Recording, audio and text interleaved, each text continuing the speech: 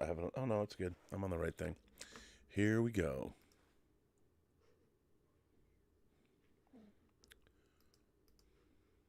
Greetings, imagination connoisseurs. Once again, it is I, your Duke of Dope Discourse, Robert Meyer Burnett. I invite you to watch and listen to the Designing Hollywood podcast, brought to you by Martika Ibarra and the great, legendary Hollywood costume designer, Marilyn Vance. I am afforded the wonderful opportunity of co-hosting the show. If you are interested in the magic of Hollywood, the design of Hollywood, the clothes of Hollywood, watch the Designing Hollywood podcast, available wherever you get your podcasts from, or find the video version on the John Campea YouTube channel. That's right, the Designing Hollywood podcast. Why would you ever want to miss it, especially if you love the movies? There's a company called Hot Toys, and they make these insanely realistic,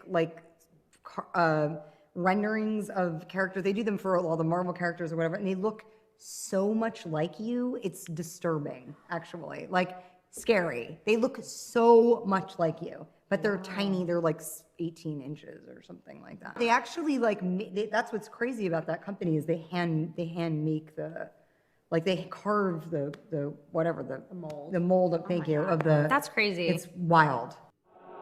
Robservations with Robert Meyer Burnett.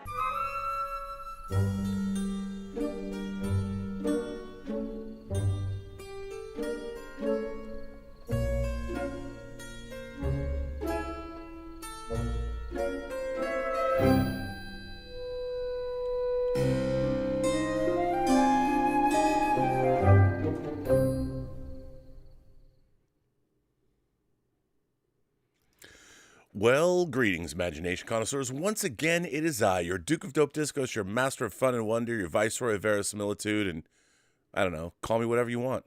Everyone else seems to. Hang whatever name you want on me. I'm Robert Meyer Burnett, and I'm here with Midnight Musings 33. We're as old as Jesus was when he was passed away. 33, that's right, ladies and gentlemen.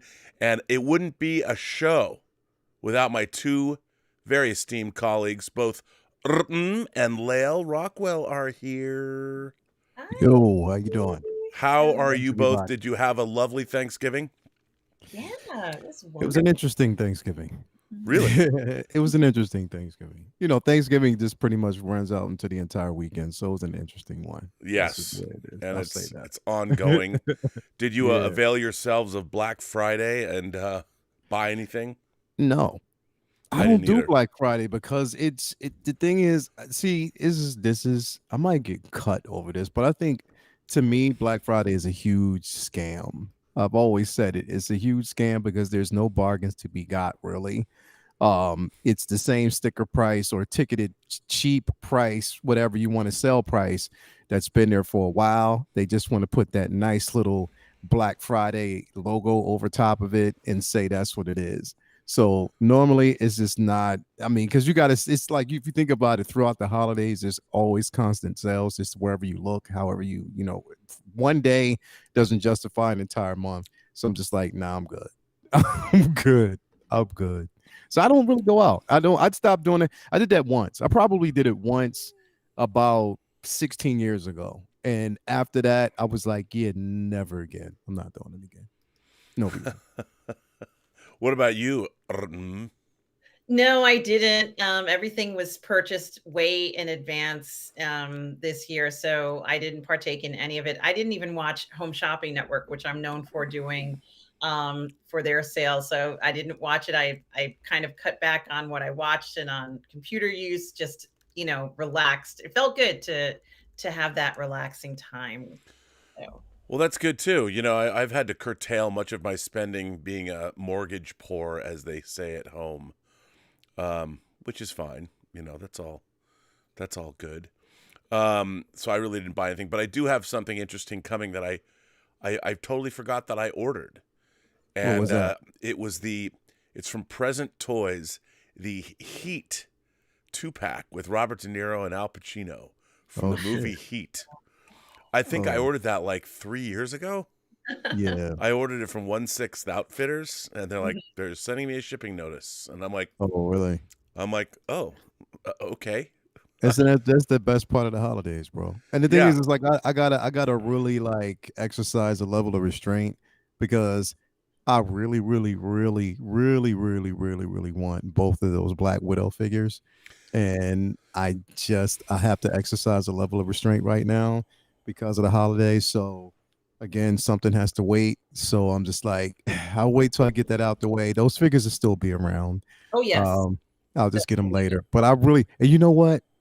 Fucking Justin. That's why I want him because he's Rob. He swapped the head sculpts, the black one with the, I and I know. saw it and I was like, that is brilliant. It looks so much better now. And I was like, now I want it so fucking bad. So I was like, I'll just wait. I'll wait. Well, I'll I've wait. gotten to the point where unless even if you don't buy things, so many figures are coming out now Yeah. that you don't have to. I don't feel the need to go out and No. buy them anymore and like get them right when they come out. And I used to feel like I kind of like the fact that there's this whole now YouTube community of figure collectors because Yeah. I feel now I'm off the hook. Because Yeah. I always used to like there's things like I had to get the Admiral Kirk from Star Trek the Motion Picture. Yeah. That Yeah. Anthony from 1/6 Mafia, he's been getting me the Star Trek figures. Yeah. And of course I'm going to buy all the Star Trek figures, except I did not buy Discovery figures. Mhm, But mhm. I just it's gotten to the point where I'm like, as I get older, like I just look at Justin's collection and think, okay, he's got all the figures that come out. Like Mhm. I used to like want to get all the figures, but then you can't. You can't No, buy you nearly can't. everything that you want. And I've been buying a lot of head sculpts and Really? Oh, really? and posing them on bodies that I already have and enjoying it that way just That's to cut cool. down on price. Yeah. And it's great. I mean, it's going well. No, I mean it's gotten I've just gotten to the point where I'm really excited. So it's taken 3 years. Like I love spaceship models, and there's lots of good spaceship models. But I finally completed my Japanese buyer. Finally completed. I'm getting my 4.5 foot space battleship Andromeda from Star Blazers. And because you had to buy, it's one of these. It's only in Japan, and every week you buy the kits. Mhm. And I've just been waiting, and because of the pandemic and supply chain issues, they didn't. He wasn't able to get all the pieces, and so he finally completed it for me. And that's something like I've wanted. It's one of my favorite spaceships, fictional spaceships ever. And I love Star Blazers, Space Battleship Yamato. So I'm like really excited to get that because it'll take me a while to. You don't really have to paint it, but I'm gonna weather it. So it'll take a while to put it together. But I'm more excited to get that. Yes. I mean, it's figures. I love my figures, and there's so many great figures coming out.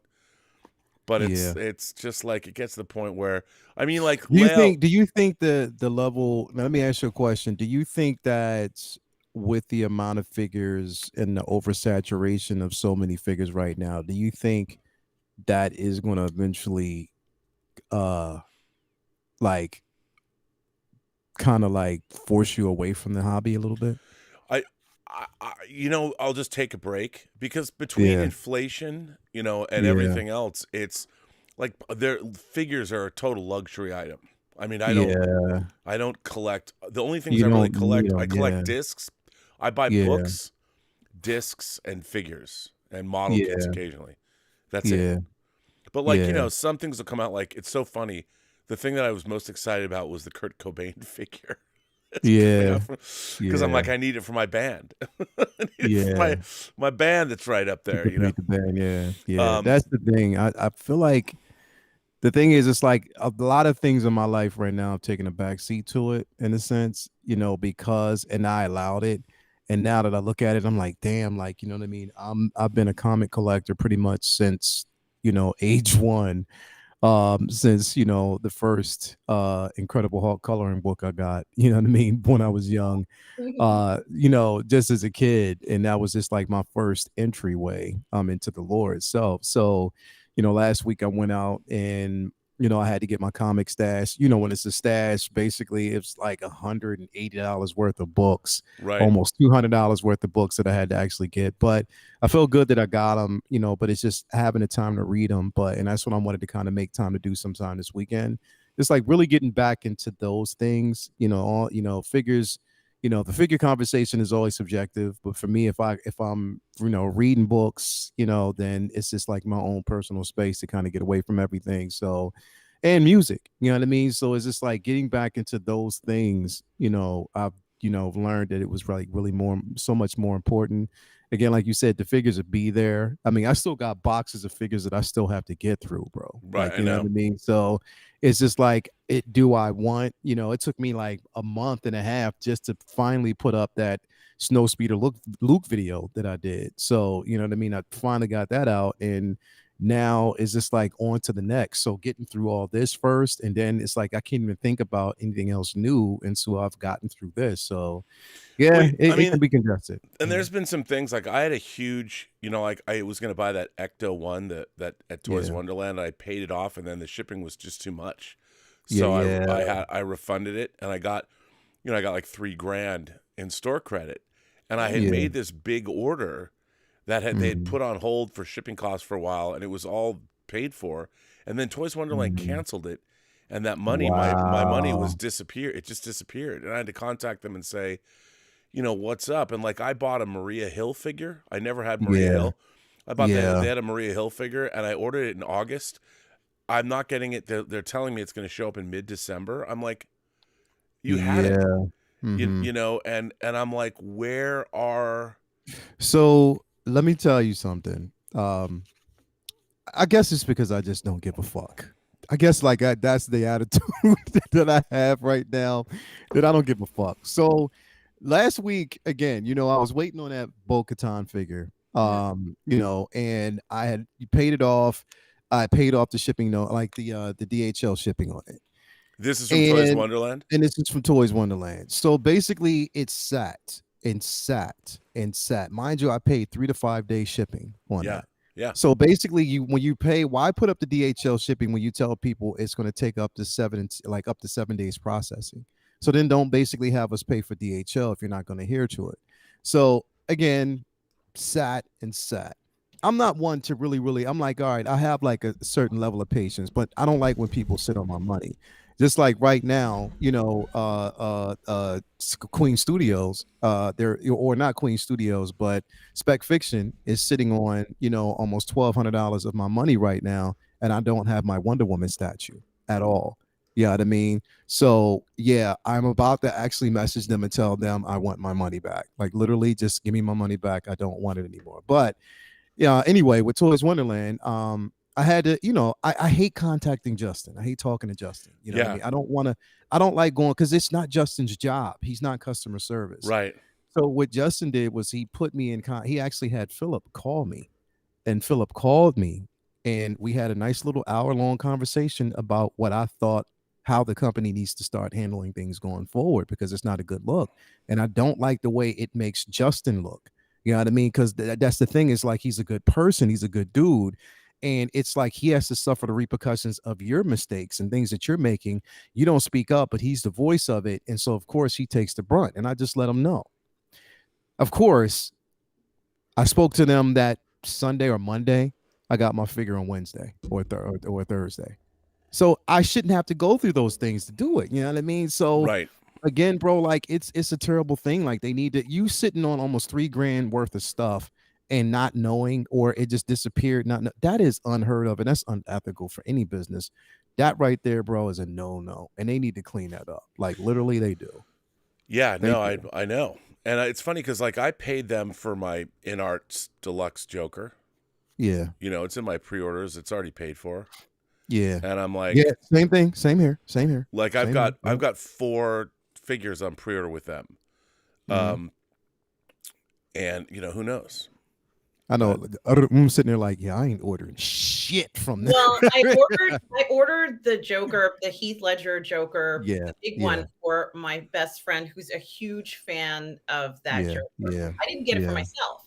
It's going to him, so he's getting it, and I'm not even seeing it, but I ordered it because I knew he didn't, when he heard about it, I was like, I gotta get this for him. But Yeah, um, right.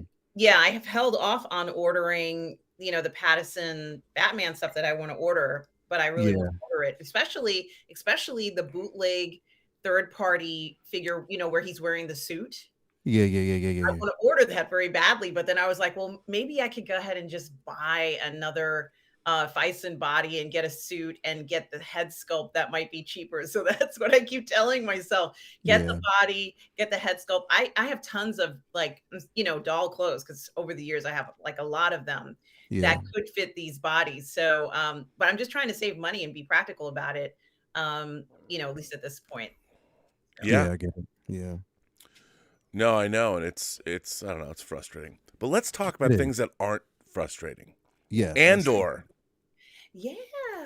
I mean, so now Yeah. Andor's done, and there's been a lot of talk. Both, I think I did a stream about Andor the other day, and I was I wasn't calling out fandom, but I've been involved in fandom for over 40 years in some Yeah. capacity, and fandom has really changed.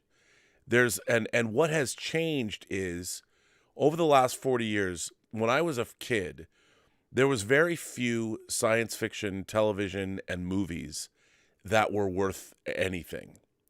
So you had Twilight Zone, you had Outer Limits, you had Star Trek. There was other shows like the Irwin Allen shows, Time Tunnel, Land of the Giants, Space 1999. Voyage to the Bottom of the Sea, Lost in I don't know if you Space. said the Outer Limits already. I don't know. Yeah, I said the Outer Limits. To me, for me, my favorite TV shows growing up were Twilight Zone, The Outer Limits, and Star Trek. And then you had other things like The Prisoner, but that was only 17 episodes. But you could basically list them all. There was like 20 things. Mhm. And as far as science fiction movies went, you had like the Planet of the Apes movies, you had the 50s sci-fi films like War of the Worlds or Conquest of Space or Yeah. When Worlds Collide, Day the Earth Stood Still, Forbidden Planet, but there just wasn't a lot of stuff out there. And then when Star Wars came along, that kind of changed the universe forever. And then in the wake of Star Wars, I mean, Superman the movie was already being made, but Star Wars and Close Encounters were 1977, and after that, everything changed. Yeah. And predominantly fandom back then was very literary based. And I was saying that if you wanted to be a fan, science fiction fans, you were reading, because that's where all the great sci-fi was. And I joined the science fiction book club when I was 9, Yeah. and was reading the great canon of Western sci-fi works, whether it was Dune or Childhood's End or Fahrenheit 451, Ray Bradbury, Isaac Asimov's books, the Elijah Bailey robot novels. I mean, you in order to be a science fiction fan, you had to have read those things. Because when I was going to conventions, even when I was younger, everyone expected that you'd read these books. And it was like, and I gave this explanation of, like, I had a button, I had a denim jacket with buttons on it, as we did in junior high and high school, And one of my favorite buttons was I grok Spock. And the word grok came from Robert Heinlein's novel, Stranger in a Strange Land. And the meaning of that word, to grok something, would be to understand it holistically. You understood everything about that thing, whatever that thing was. So when you said I grok Spock, he's not just like the alien on Star Trek. You understood he was a man from two worlds. He had a human mother. You understood everything about him. Nowadays, and everywhere I went, everyone knew the word grok. Everyone knew what that button meant. I mean, I bought that button in a head shop. I wasn't a stoner, but this head shop there was a head shop across the street, at the Pike Place Market. There was Golden Age Collectibles, which is still there. And then there was a head shop across the hall from it. And the head shop had like an all glass Starship Enterprise cocaine spoon that I always wanted, but I could never afford it. But it was awesome. But they had cool buttons and stuff, and cool, Grateful Dead paraphernalia and stuff you'd sew on, patches. So I would always go there and buy buttons or something. But nowadays, no one has read Stranger in a Strange Land. I feel that that nowadays people have read all the YA novels, but no one's read the great canon of sci-fi works unless a movie comes out like I got the Foundation trilogy when it was one of the first things I got from the Sci-Fi Book Club. So I had read those 3 books, and knew what I knew that when that Coruscant, for instance, was based on Trantor, the planet, the city planet from Foundation. Trantor was Coruscant. I mean, that's where Lucas, got all those ideas from, and so the thing about Andor that has really baffled me is how it's been kind of rejected by half the Star Wars fan base. Yeah. And I think it points to obviously younger fans, and it's interesting because Star Wars, to me, to be honest, Star Wars is really Star Wars and Empire. I did not like Return of the Jedi when it came out. I thought it infantilized Star Wars, and the Star Wars special editions infantilized the original Star Wars by putting Ronto, all the CG and Mos Eisley and all that, to me, ruined what Mos Eisley was. I mean, for 20 years, Mos Eisley was this dusty truck stop shithole in the middle of nowhere, but in the special edition, it gets turned into this sprawling metropolis. And then, Luke Skywalker said, if there's a bright center of the universe, you're on the planet that it's furthest from. Well, unless you're a pod racer, because as we saw in The Phantom Menace, the Boonta Eve pod race thrown by the Hutts, where half the galaxy shows up, is on Tatooine. So suddenly things change in the Star Wars universe. But for me, my love of Star Wars is Star Wars and Empire. I'll watch the other movies, and I enjoy them. And I've enjoyed Mandalorian. But when I watched Andor, I was like, gosh, this would have been a great follow-up to Star Wars, because what it did something we've never seen before. And while other shows like the animated shows Clone Wars and Rebels touched on characters like Mon Mothma and the Empire and the Rebellion, but to see, like, to me, Ferrix, and I was saying this on my show the other day, was like a blue-collar Pennsylvania steel town. And what would happen if your fascist military regime, your empire, showed up and took over the town? How would the people that worked in that town react? Yeah. And we got to see that, and it was something we'd never seen in Star Wars before. And as a lifelong Star Wars fan, I thought, wow, this is so fascinating, and it was so smartly done. And it touched on so many historical, I mean, at the last episode, I'm like, this is Les Mis, when the two sides are, one's marching down, and all that stuff. And I'm like, it's so smart. And it made me like the people that don't like it, and then especially like somebody like Star Wars Theory, who I've always liked and admired. But when he came out with a comment about, well, there's no screws and bricks in the Star Wars universe, and I'm thinking, well, what about the rebel base on Yavin 4? Yeah.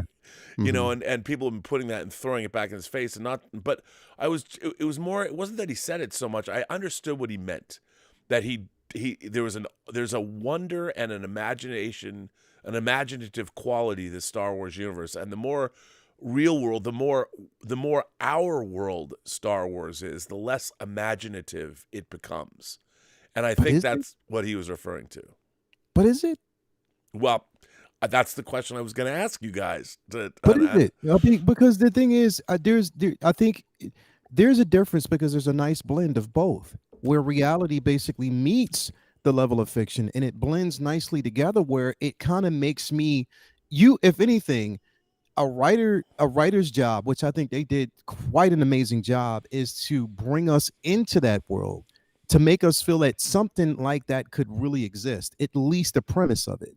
And that's how I felt like going into this. And when you see it again, I always I preference this to being like a, for me viewing it, it's like Chernobyl meets, Game of Thrones meets, because you have the level of dialogue, you have the level of risk, you have like the drama, you have like the intense, the intensity of it, everything that you would want from a great storyteller. This is what this basically gave me. And the thing is, look, all things, we say all films, all shows, everything is subjective. I understand that. But if you're going to basically, it's like you're nitpicking now certain things. Now, you talked about Star Wars theory. Here's the thing, and this is probably going to be of the unpopular figure. I mean, the unpopular opinion. There are things that, again, don't know the dude. I like some of the stuff that he says. But anytime you put yourself out there and you say that you're a Star Wars aficionado, that you know everything about the lore and that you devoted your life towards this, but yet the thing is, you don't want to feel like you're being bullied. And I get that, because no one should ever feel like they're being bullied. Especially over Star Wars. Over Star Wars. But then you have to also understand that when you say certain things, and when you are a public figure and you are a content creator, these things will happen. They always do, and they will continue to happen. And especially since sometimes the same things don't. My thing is, always realize that sometimes the things that you say, you have to be held accountable for. Yes. And if you don't like unfair treatment, then also you got to look at some of the things that you might have said about certain people, certain characters, certain actors, that might have actually stretched. It might have been, you might have been reaching a bit there. So even though, like, okay, I don't know the guy, and I don't think that he should receive a certain level of criticism based off of his opinion, but at the same time, he shouldn't be so defensive about other people's opinions. And that's the problem. Right. But getting back to Star Wars, it's the simple fact that, look, I'm not asking anybody out there to like this show. I'm not. But I know what I like. And I know that what I got from this was at 1,000 out of 10 of a show for me. And that's how much I loved it. I loved everything about it. And it didn't have to have an oversat. The thing is, this show stepped away from the average trope. The tropes that we actually get when we think about Star Wars. We think about nothing but punches and powers, force users. We think about lightsabers, blasters. We think about star fights, the mysticism of it. But what about the politics?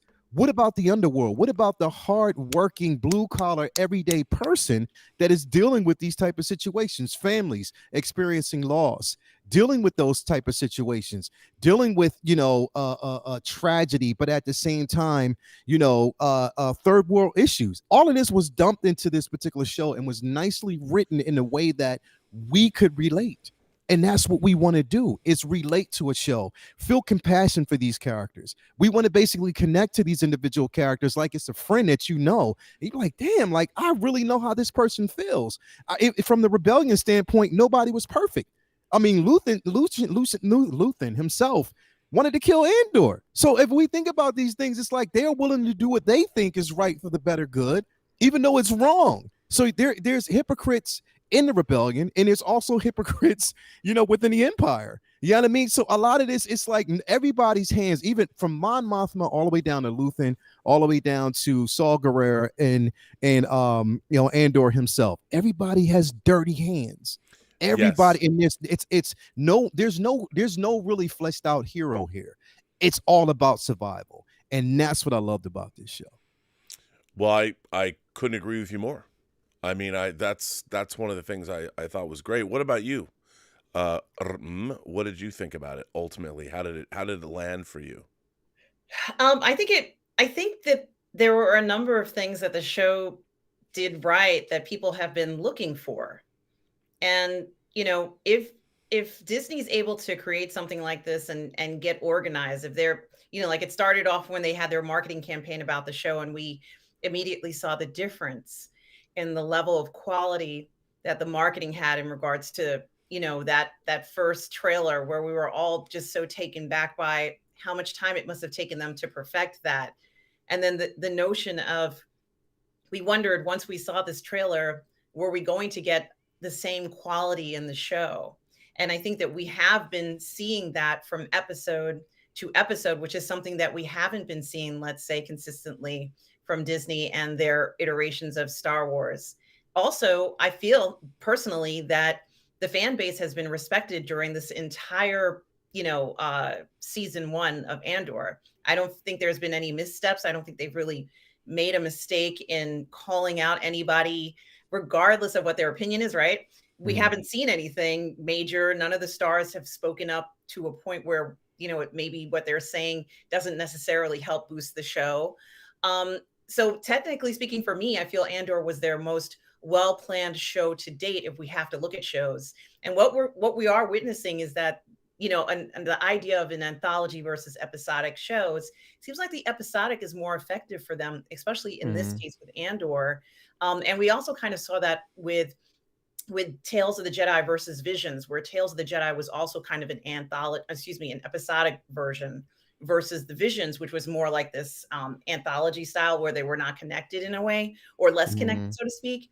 And so what I'm kind of noticing that it's more effective to deliver something that has that, episodic feel to it. But we also had a situation where there wasn't an issue with the director or the writer or the showrunner for the first time ever.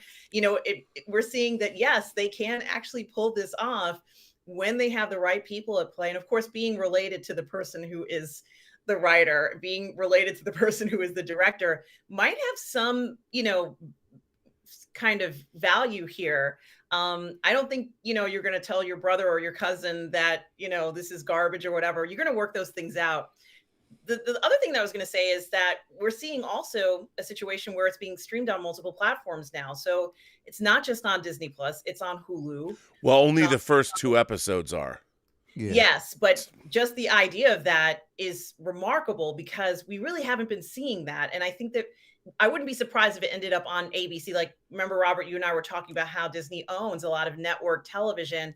I wouldn't be surprised if they went ahead and said, watch the first 3 episodes of Andor.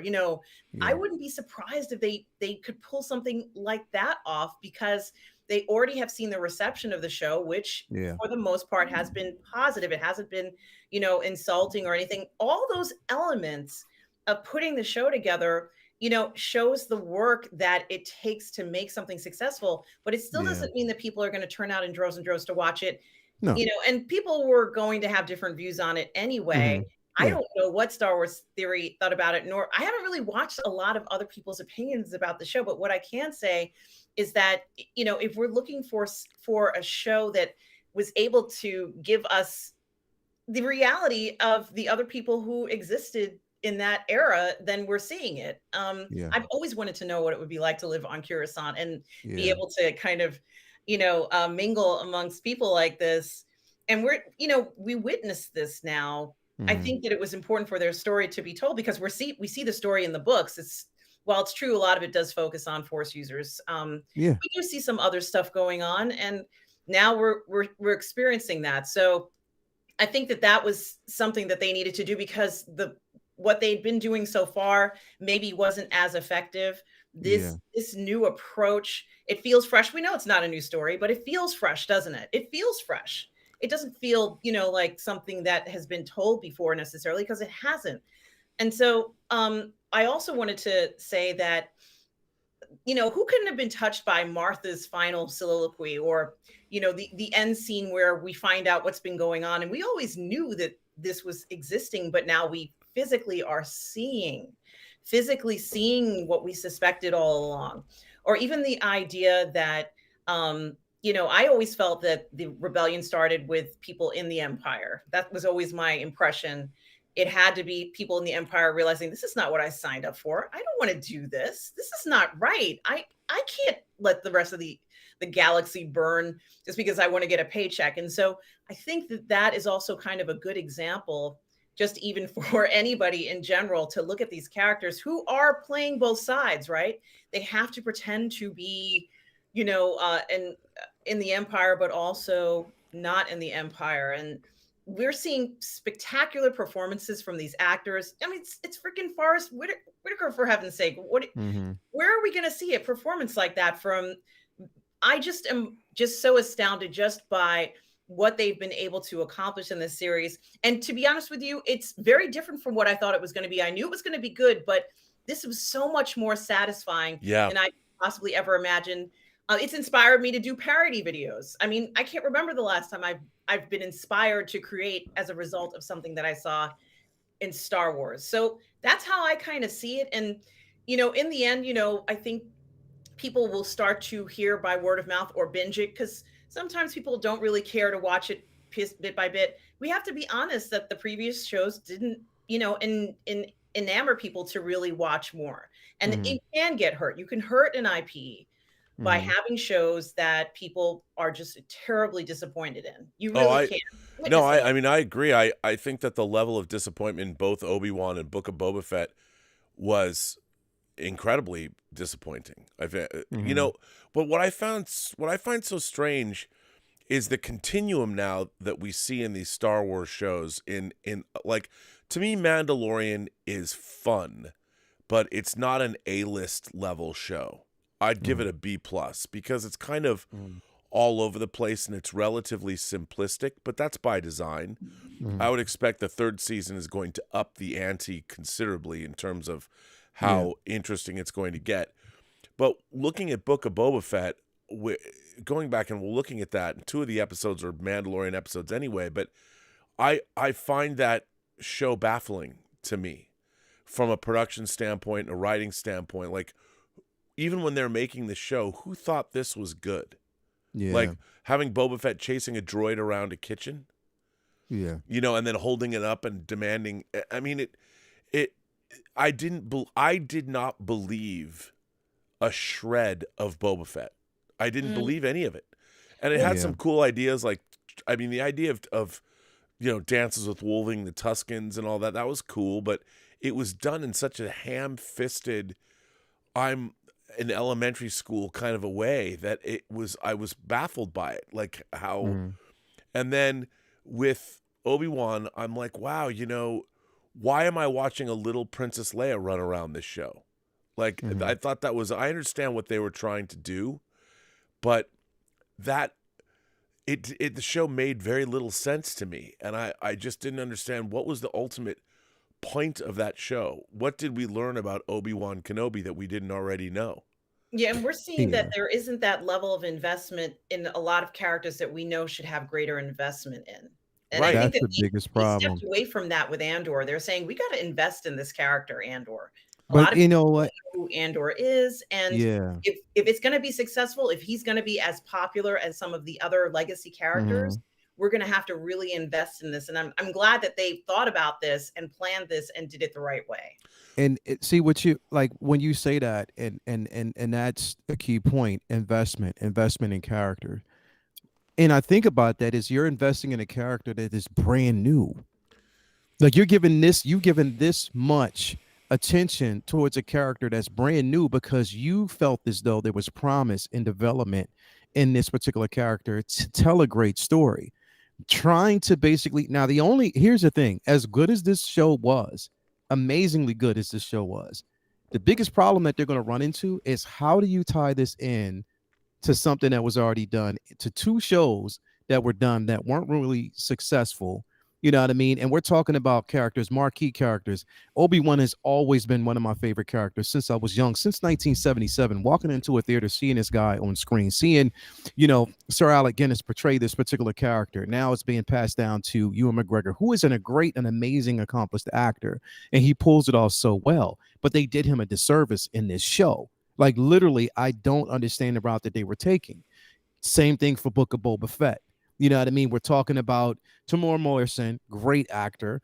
Again, given like the lines that he was actually given, he himself said, I did not want to talk the entire time. I felt as though there should have been mystery shrouding this character that we didn't basically get. And I'm looking at both those shows and I'm looking at like what we got with Mandalorian, what we got even with New Hope, what we got with Empire. Now we're looking at this show. Rogue One and this show definitely mirror each other. It's one of the situations where you can tie both together. But how do you tie those movies, this show into the bigger galaxy, that's out there that you've created? Because now you've made something that's so marquee, that's extremely amazing. Like this show is like, I can't describe like just the thrill of having, and this is another thing. As fans, we ask for something that's different. We want different. We want something that's completely different. We want to see the evolution of the lore in this what we love so much. But then when we get it, it's like, no, I want what we had back. It's to make up your damn mind. What do you want? Do you want what was there before? Or do you want something different? Do you want to see him evolve? And I don't think that it's just like, no one, it's like they can't, this this, I don't know what it is. The community itself, the Star Wars community, cannot make up its mind sometimes, and it just baffles me that we're getting something so marquee, so incredible, something that it has the potential to take off. I understand that it's going to be divisive, but to tear it down the way I've seen some people doing and just do it just out of spite, I've never been able to understand. And another thing is, okay, we talk about this, right? We talk about how certain content creators and people who actually have shows dedicated towards Star Wars shouldn't be attacked for their opinions. And they put out videos talking about that, how, look, this is our opinions. We shouldn't be attacked for it or bullied or this, that, and the third. I get that. But when you're making shows and you have shows where both of you are on the same show and you're talking about how someone who is a really established and, in my opinion, a great producer, how she should be fired, and you're basically perpetuating that movement, what does that say about you? Like, what does that say about your character? And what does that say about, okay, you don't like it when people do this to you, but it's okay for you to do that to someone else. That's the problem that I basically have. Look, Kathleen Kennedy may not be the perfect fit for Star Wars, but don't take away from her job and what she has done in the past and what she's been able to accomplish. Because remember, without her blessing, we wouldn't have gotten Mandalorian. You know what I mean? Again, she pushed that forward. We wouldn't have got that. She could have passed it up and said, I don't want to do it. Not everybody's going to have a great moment and a great resume, but at the same time, she has done some great things. She just may not be the perfect fit for Star Wars. I'm not going to sit up here and say, I want you fired. I want you to basically continue your career. Maybe there's something else that you need to do. But to say that this person needs to be fired and the threats that she's gotten, and some content creators who have perpetuated that, but then they don't want to feel like they've been bullied. Really? Well, it is interesting to look at the way that let's say the animosity is being expressed by creators, and they do have these emotions that they feel they have to share, and it is deliberate when you make a video that says this person should be fired or this person should be let go. I don't think that individual or any of the individuals have any control over how these shows finally turn out. I think that it may not be that important to them necessarily. The goal is to have the show actually be ready to play so that people can stream it. So I think that they're somewhat disconnected from that creative process for the most part. But one of the other things that I think is a big difference between Andor and, let's say, some of the other shows we've gotten, it's that now it's very clear what Andor's motivation is. And that was something that we'd been looking for in the other shows. What's the motivation behind the characters? And we got it. And I know I told both of you that I didn't want to see Andor converted like in the first or second episode. Like, I didn't want to see that. If that had happened, I would have stopped watching it right away. But he wasn't. It was very circumstantial. And now he's getting screwed over by being put in prison. It was done so perfectly well that realization point where he says, yeah, I can't live my life the way I've been living it. I've got to make a change. It was so satisfying to see that. And we didn't get that level of satisfaction for the main characters in the Book of Boba Fett, nor did we get it in Obi-Wan. Mm-hmm. Yeah, Correct. I mean, yeah, I agree. And I think, look, it's always been like I've been a staunch supporter of Kathleen Kennedy's. Mm-hmm. And when I always read the criticism of her, like you pointed out, she's not the person making these movies. She's the president of the studio. She hires people to make their movies and let them do their jobs. And yeah, she has input. But if you look at her career, it's so funny to me that if you look at her full-on producing career began 40 years ago with E.T. And the only credited producers on E.T. that are producers are Kathleen Kennedy and Steven Spielberg. And that's it. And for anybody it's frustrating to have worked in the film business for 30 years myself to see that kind of vitriol directed at her. Because what people don't understand is that Disney itself had very strong mandates about what they wanted from Star Wars. And one of those things was they wanted something new. They didn't want to base Star Wars around Luke, Leia, Han, R2, 3PO, Chewbacca, because they were old. You know, they wanted, like everything else, they wanted new, young, fresh faces they could build upon. This is a mistaken belief that corporations have, because the whole point is that when you have a generational saga, people expect the generational saga to continue with the same people. And that you can see that. Do you think Kathleen Kennedy had the idea to not put your original heroes together in one scene in that movie? I mean, she should have stepped in and mandated, but I'm sure that was, it's a Disney call or whatever. You need to phase out your older characters. And that was something that was corporately mandated. That wasn't something Kathleen Kennedy can't be like, well, Disney, no, we just spent $4 billion on this IP, and we need this IP to do these various things. What they didn't understand is what they wanted the IP to do isn't, because it's like everything else. Corporations don't understand storytelling. They understand how to sell the results of great storytelling. But because that's all a movie is a product that a corporation can sell and exploit across their many different platforms. And Disney has many platforms, whether it's their parks, whether it's their cruises, all of their merchandising. I mean, they're a company that knows how to exploit their programs.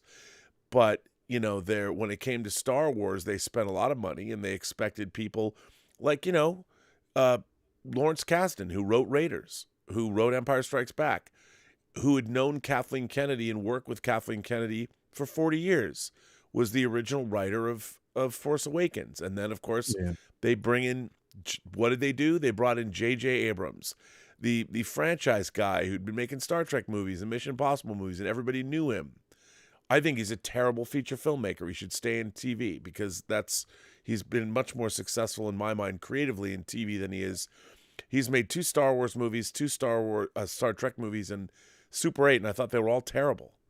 I mean, even Force Awakens that people like. People just want to see Star Wars again. But if you really start and think about that movie, it's a pale imitation of, I mean, I don't need to go over it, but I know people like it because they like it, but it makes no sense at all. It had potential into the third act. Yeah, it did have potential. And yet those characters, all the characters that were introduced in that movie, the new characters, totally inconsequential. They have no footprint in popular culture. Maybe Adam Driver, because of his performance, and he did funny things. Like I think Adam Driver's Kylo Ren will be more remembered for Kylo Ren undercover boss on Saturday Night Live. I mean, it was because they didn't. Those characters never did anything iconic. Well, they were not allowed to do anything that cemented them in popular culture. And that also goes back to what I think maybe both of you were leading into, is the idea of what happens to, these characters when there really isn't any investment in them. A lot of the supporting characters, we didn't get the follow through. We didn't get the payoff. No. We got it in Andor.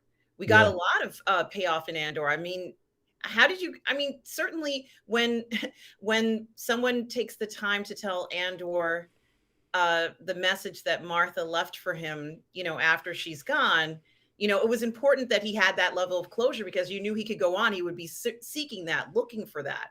It's a normal human interaction. And we're expecting to see, people and aliens have these interactions that are intimate and make sense. We're not expecting him to kind of just brush it off and say, it doesn't matter to me. Of course it mattered to him. He went back there to get her. So there was the desire to continue his relationship with her. She's incredibly important in his life. I think showing and demonstrating this with not just his words, but his actions was important to understand that this relationship meant something to him, but she was also important in the entire community. And we saw that as well. So we got this understanding of where she stands. And whether we ever see Martha again or not, or whether he talks about her, we have that feeling of that character. And that's not always consistent, but it's consistent in Andor from character to character, which is something that really is incredible at the balance that they were able to strike in doing that. That's true. Like that's the balance. And on top of that there were questions in this show that they didn't answer, that I'm glad they didn't answer right away. Yeah. Like literally, like everybody's wondering, Luthen's, what his true intent is, who he really is. I'm glad that we're not going to actually get that answer, because hopefully definitely I'm glad that he made it through this season, and we're going to see him again in the next season. You know what I mean? There's a lot of questions about, again, we talk about what is his name? Cyril's uncle. We didn't meet his uncle yet. Nope. but definitely there's potential for us to meet that. But I will say one thing real quick, and that is that you called it, and you are absolutely right. So I applaud it. The chemistry between him and Deidre is fleshing itself out, and we are seeing that. You called it. We saw it. We saw it for just a fraction of a moment, and we know this is going to be explored in the next season. So you call that. So salute to you for but that. You know something, gentlemen, and I think that what we may be seeing is a more realistic view of what relationships are like between people. There is a certain level of intimacy, even same-sex intimacy, that you have when speaking to somebody about something very important. He just saved her life. So she's not going to be standoffish about it. She's still in shock about what's happened. She thought she was coming down there to kick ass and grab Andor, and now she's scraping, kind of crawling away for her trying life. to survive. Yeah. By the way, her performance was phenomenal, unbelievable. Yeah, she's a phenomenal actress, bro. Cyril knew the danger because he experienced it. I don't think that Cyril could have verbally told Dedra anything that would have convinced her that Andor and Luthen are extremely dangerous. There's nothing he could have told her. She had to experience what happened on Ferrix for herself, for her to understand what she's up against. Yeah. So fortunately he's there. If he were not there, she would have been hurt very badly. But let's be honest about when we see these, interactions between people. For a long time, we hadn't been seeing these normal day-to-day interactions between people. And when you don't have that in a show, when you can't establish what's the most realistic thing to happen next, well, I have a feeling that she's going to be very grateful to him, and she's going to be more open to him because of what has happened. And that's what we would expect to happen. That's what happens in normal life. In writing, that's what we would expect to happen. And we saw it there. But when they don't include stuff like that, you're kind of like, well, what's really going on? It feels very empty. It feels like there's no direction. People aren't making those alliances. For the rebels, there's going to be that side, but there also has to be the alliances in the Empire too. So that it feels like there's equal footing. They're both, one isn't stronger than the other now, let's say, perhaps, or at least they're still building upon their beliefs. Yeah. And you see the simple fact that she's never had, and throughout the actual entire season, she's been basically fighting for her own position without a level of, or anyone who had that level of belief in her, without an intent, without intentions. Where we see him, who he actually believes in her, and seemingly he cares for her a lot. You know what I mean? So he wants to see her progression, and her basically feeling like, okay, this guy literally saved my life. I could have died at that point. So of course, the adrenaline is still flowing. She's caught up in the moment, but I think that she is definitely, she appreciates the simple fact that he was there, and now she's understanding, like, there's something here. Like, there's, in those particular moments, I'm glad they didn't kiss, though. I'm so glad. If they would have did that, I'd been like, it would have took me out of it. I'm glad they didn't do it, and they stayed away from it, because I knew in the back of my mind, I was like, Rob, he would have been like, okay, we gonna see but we didn't. You know what I mean? So we stayed away from that. But again, it's just the fact that we're going to see the progression of those characters, going forward. And there was moments in this episode where, like, literally you're on the edge of your seat thinking that, okay, this person's going to die. This person could potentially die. And you just don't know what's going to actually happen. So, and that's the beauty of this show, is it basically keeps you engaged. It has you, like, really invested so much in characters that you don't want to see them go, but eventually you're going to have to let them go. We already know what's going to happen to Andor. We know that. And like, I love, like Rob, y'all said this on the John Campea show a long time ago when the series first started, right before the series started, we were going into it. You said that Gilroy's response, which was the dopest response I have ever heard, when people say that, well, we already know what's going to happen with him, and his answers were, well, I think we're all living the prequel.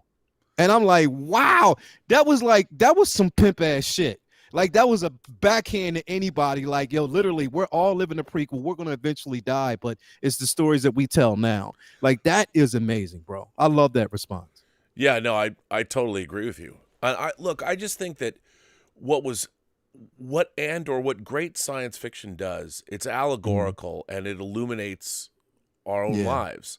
Yeah. And the fact that they drew on so many references, the interview that I read that Tony Gilroy gave, I read it on the piece I did 2 nights ago, where he talks about all the different kinds of uprisings that have happened throughout history, that Andor is about all of those things, and I think that we got something. It was very thoughtful. It was very well. What I felt that we really got with Andor was something that was beautifully conceived and executed. I'm always looking for authorship in things I like, movies and television, and if I can see something that turns out that's great, that you can see that the conception of what it was supposed to be was carried out, and it succeeded in spectacular fashion, and that's what I felt I got from Andor. Now, what's interesting to me is this backlash from and I can understand you don't have to like everything. No, you don't. You don't. But Andor is asking it's asking the audience to take it on its own terms. Like, yeah, it's Star Wars, but it presupposes that the audience is smart. And I would have assumed that fans would, the same way that the new Battlestar Galactica is different than the 70s Battlestar Galactica. And it added, I mean, in a way, somebody said, I think on Inglorious Treksperts, we were recording a podcast, and one of my esteemed Treksperts said that's what they thought this was similar to what Ron Moore did with Battlestar Galactica, is what Tony Gilroy did with Andor and Star Wars. And what's interesting is, like, we're getting Mandalorian season 3. And we've seen a preview of it, and it looks terrific. It looks fantastic. We know that we're going to get your Mandalorians, and you're going to get Mandalore, and you're going to get this Darksaber and all that TIE fighters and fighting and whatever the hell you want from your Star Wars. You're going to get it from Mandalorian. So why not look at Andor and accept it for what it is? What it is, exactly. And try and enjoy it for what, like, Luthen has become a top 5 Star Wars character for me.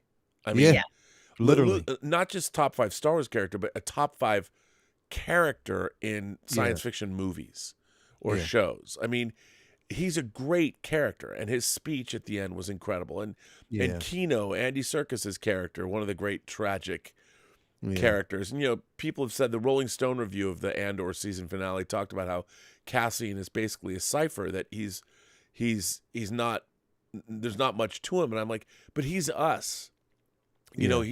We're watching all of this through his eyes, and it's not a mistake that he's always looking around at things. Yeah. That Andor is always looking at stuff that we're supposed to be seeing. And I thought that a lot of it, I mean, if this show had nothing to do with Star Wars, I would have loved it anyway. I probably, it seemed like to me like it was a BBC import mystery show I'd found on Netflix or something. And, that's, and I think that it, for all of the damage, I really do feel that there's been a lot of damage done to the Star Wars franchise. I mean, I thought the damage, look, for all those people that like the prequels, the Phantom Menace was incredibly damaging to the franchise. No one bought the merchandise, and it wasn't something that was beloved when it came out. People were shaking their heads going, what? Now that you had a whole generation of kids that grew up with those movies, you have a whole generation of people that look back fondly. But for me, seeing Phantom Menace in 1999, I was baffled. I was like, what because it felt so, none of it felt like, I didn't feel, it was completely soulless to me. And part of it was the way it was shot, using all the digital set extensions and all that. But the fact that learning later that with that digital technology, Lucas was literally taking the head from one shot and putting it on the head of another shot and taking line readings. Like, well, I like that line reading, but I don't let. So he was even stitching performances together, which is why none of the human beings feel like I don't feel like you're getting a natural performance ever watching those movies. And I mean, and I ended up liking. It was funny. I don't know why. I was watching deleted scenes from Revenge of the Sith today, and I'm like, why weren't these in the movie? I mean, I Yeah. understand their walk and talks and stuff, but all the stuff with the senators, including Amidala, like these senators that were plotting against the movie needed that. Yeah. Yes. You know, you don't They have. needed that material. It was even more dialogue from Mon Mothma that we didn't get. Yeah, You we know what I never mean? saw her at all, really. Nah, you know what I mean? And it was the importance of it. Even though, like I said, I think that, both Phantom Menace, Attack of the Clones was a prototype for what we actually got in Revenge of the Sith. You know what I mean? It was a work up to those moments. I just felt as though he had a vision. I just don't think that he should have been the person to really put that vision in effect. And he should have had individuals who sat down and said, look, okay, this works. This doesn't work. We need to fix this. We need to retool. We need to do this, that, and Well, the he third. had that. The funny thing about the original Star Wars is that's what he had. You know, he Yeah. had a team of people that he was working with. His wife at the time, Marshall Lucas, and Richard Yeah. Chew, and Yeah. Paul Hirsch, and the all the people, Gary Kurtz, all of his Kurtz. collaborators Yeah. and the people at ILM. They were feeling their way as they went along, and you saw the results of that. I mean, Star Wars is a truly collaborative film Mhm. where all the people worked really hard, and it's a film that, yeah, it's a space fantasy, but the realism that is brought to the original Star Wars is really, really well done, and Yeah. that lived in universe no one had ever seen before Yeah. was, it's incredible. And we got hints of it. Like, we definitely got hints of the working class in both Star Wars and Empire. We got a chance to basically see Yep. that. I mean, from, going from, pretty much, A New Hope, going from Mos Eisley, or going into Empire, going to Bespin, what we actually got from, even on Hoth, planets that we actually got a chance to see. These characters were there, but it felt lived in. It felt like something that, you could feel. That's the thing, is the detachment from feeling, and our attachments for feeling for these characters was what was missing somewhat in the prequels, and all definitely in the sequels. You know what I mean? It was missing. But at the same time, with all of that, Rob, even like everything that we're saying about it and seeing, Andor is what gives me hope. It gives me hope that, again, they can look at this and say, okay, even though there's pushback from individuals, there's people who enjoyed it for the dialogue. There are a group of individuals who out there and they see this, and I hope that they can improve on that, because there's an opportunity to do so. But the problem with that is that we can't move forward and we can't succeed and move in that direction if we have this group of, and I don't like to use the word toxic because I know people hate that. But if we have individuals who push back against it without reasoning, without logical reasoning, in a sense, and I don't want, it's like, it doesn't, some of it just doesn't really make sense to me to say some of the things that I've heard, that I've seen. A lot of it doesn't, if you don't, especially when it doesn't have a supporting argument, like, it really doesn't make sense to me. You know what I mean?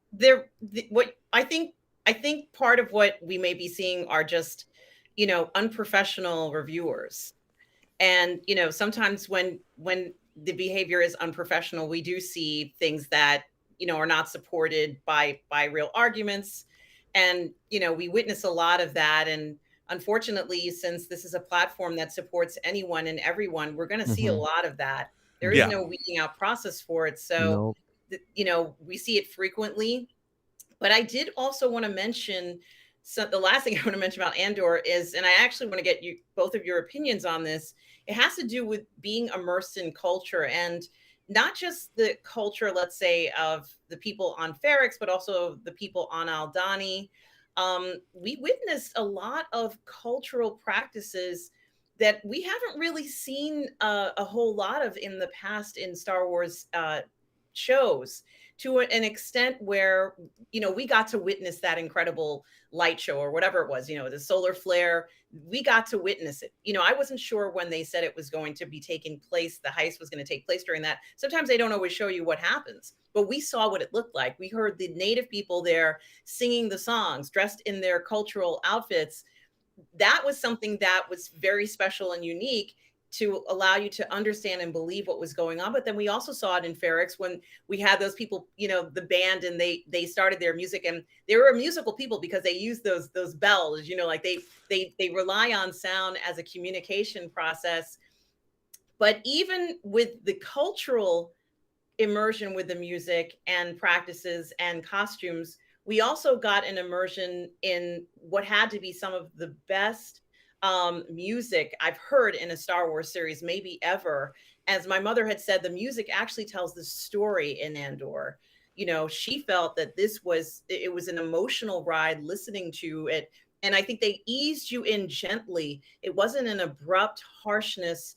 It was a gentle easing to build you up to the most important and most exciting parts of the series. And I thought that was spectacular. It was perfectly timed and very sensitive to the emotional responses to the moments in the series. What did you both think? Oh, I agree with that. I really loved what they did with the music in the show. Both, I mean the way the theme developed, the Andor theme throughout the series, you know, was crazy, and because they kept adding to the actual theme in the opening of the Andor credit, which I really, really loved. But I love the way they used the score and the way they used, I mean, they gave, like you said, the culture. I thought the culture on Ferrex was really, really interesting. And it added so much. The cultural practice of people weren't buried, they were put into these bricks.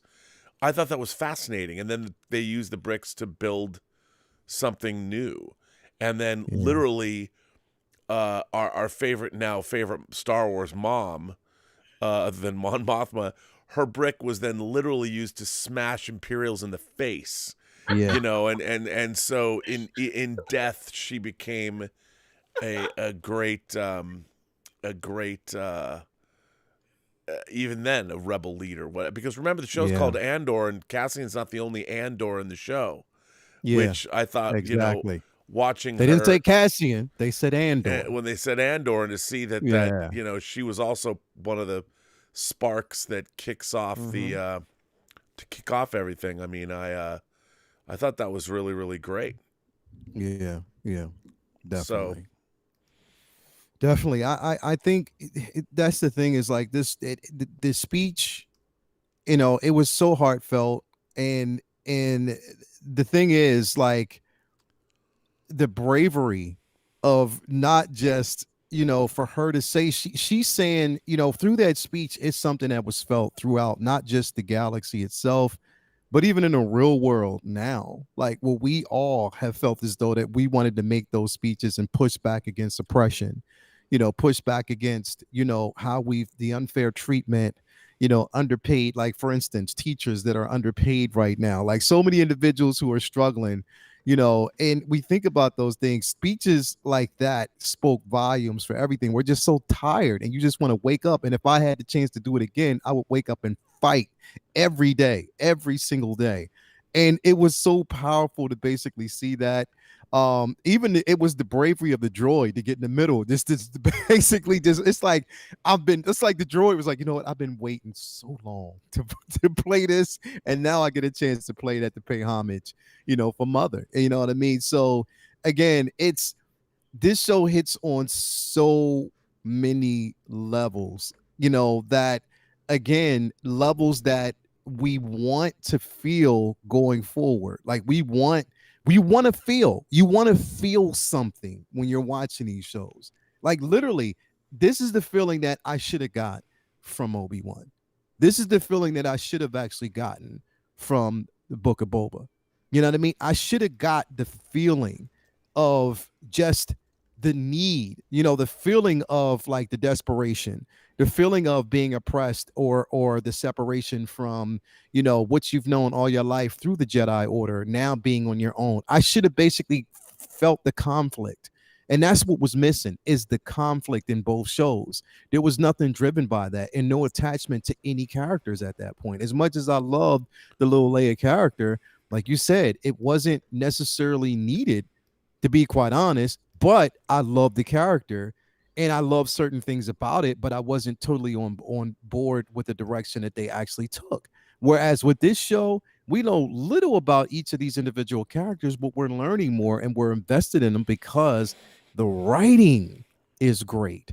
The dialogue is great to the point where the dialogue I can sit there. Look, I can sit an entire episode with just Saw Gerrera and Luthen in a room Oh my having a God. conversation back and forth. Well, you learn more about how the rebellion. I mean, Yeah. look, this rebellion is not nice. This is not a bunch of nice people. No. These are all people that They're are willing radicals. they're radicals, and they're willing to like we heard in the last episode, they set that one guy up. You know, we'll just send him out there, you know, and they are radicals, and they're willing to sacrifice whomever for the cause. And I think, I mean, this last episode of Andor began with a IED, you know, being manufactured, an explosive device that was then later used to carry out a bombing, you know, and a terrorist. It was a terrorist bombing. Yeah, and that's why I you know, this show, I thought it's so layered and so interesting and everything that's going on. And I'm just excited. You know what it is, Rob? I'm just excited that you love a Star Wars show. Oh, well, I'll tell you, it's very interesting. It's very interesting to live in a world where I love Star Wars and I love Star Trek. That's true. You know, That's I mean, true. I have to say, and everyone thinks I'm nuts, but what Terry Matalas did. Now, look, I just want to say that Star Trek Picard Season 3 is not like Andor at all. What Star Trek Picard Season 3 does is give everybody who's an old-time Star Trek fan exactly what we want. We want a rousing space adventure with great characters that we know and love, with a really interesting story. And the thing about Star Trek Picard Season 3 is it truly does feel like the 5th Star Trek movie. I mean, Star Trek The Next Generation movie. To be honest, I'll be honest with everybody. I don't even like First Contact very much.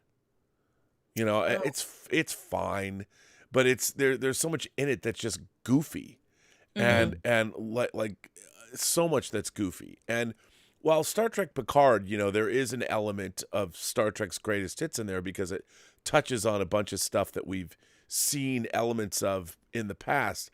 I don't mind that because it's presented in such an entertaining way, and the people who made it, beginning with showrunner Terry Matalas, clearly cared.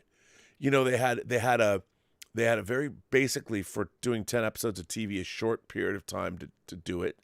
It's really interesting. It's really fun. It's and the characters kick ass.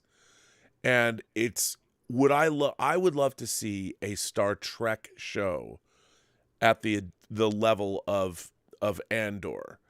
But that's not really what Star Trek is. I mean, I'd love to see that.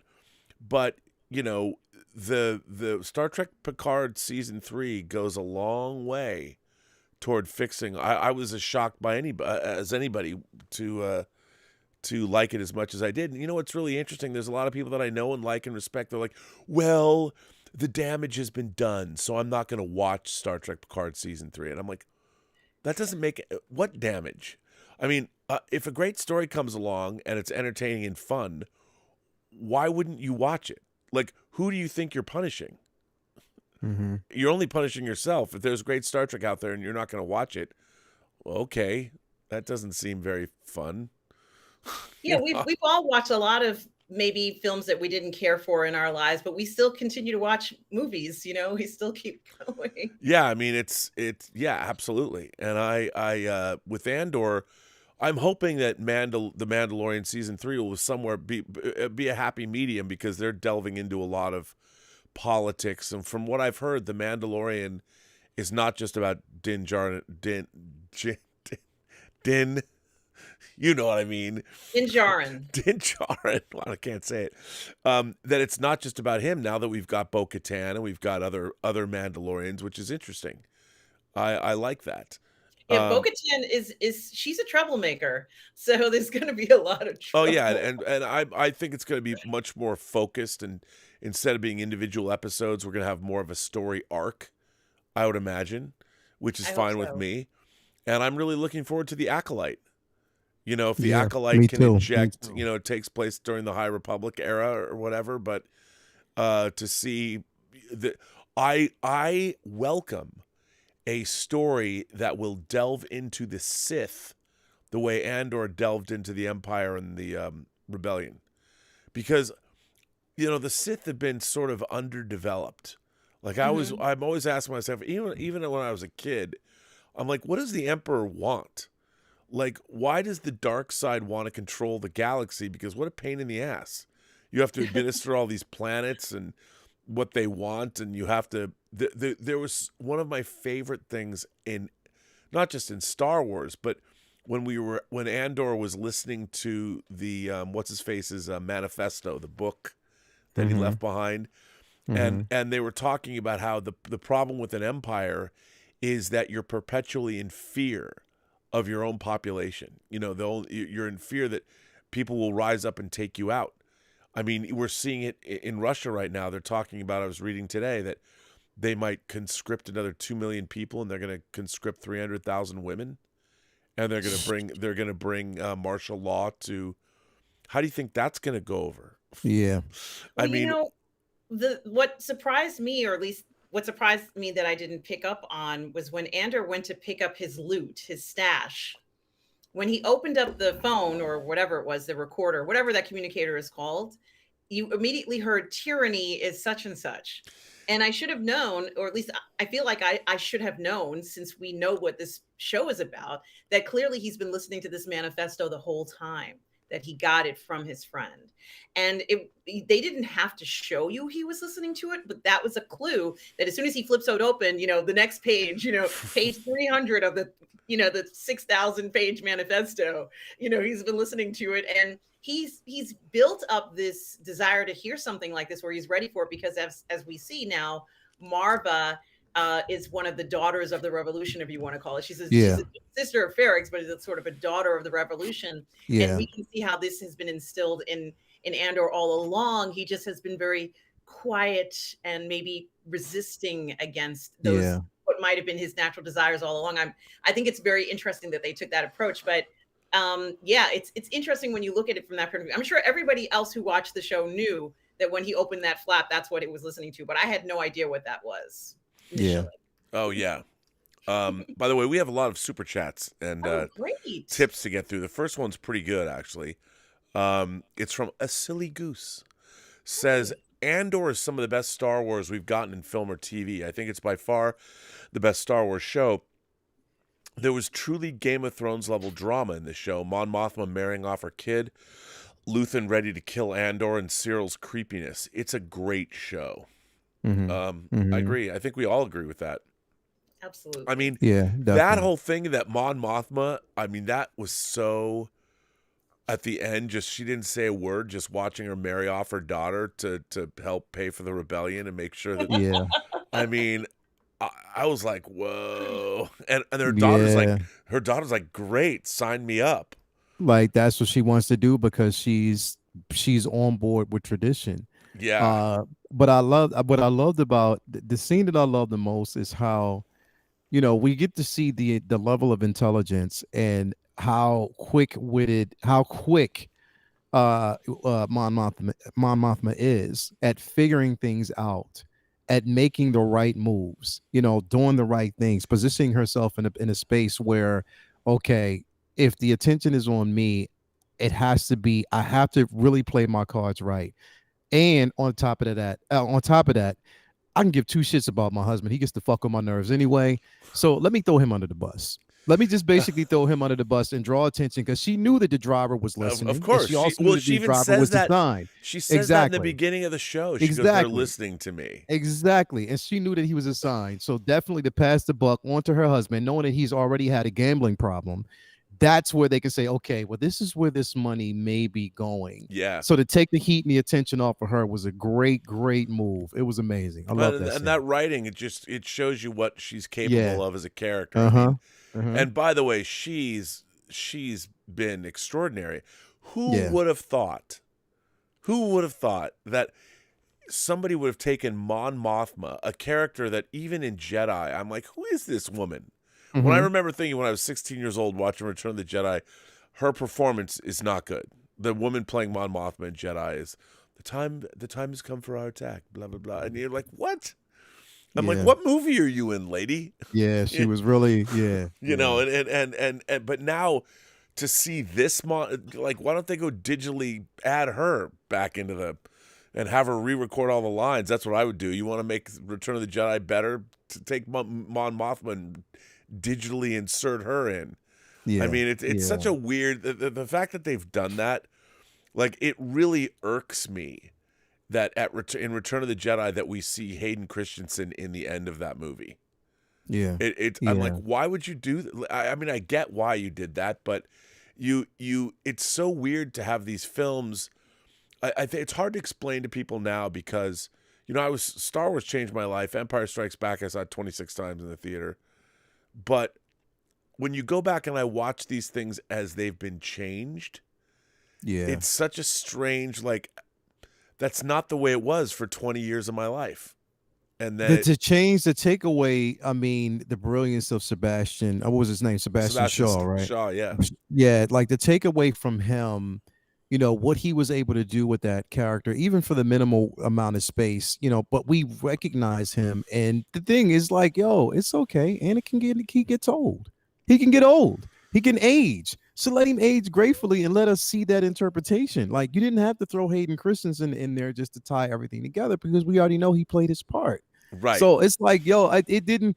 That's the only thing. Like, that's one of the only things. And even replacing the band, like, I love the original song. I love the original song. I love the original Ewok Celebration.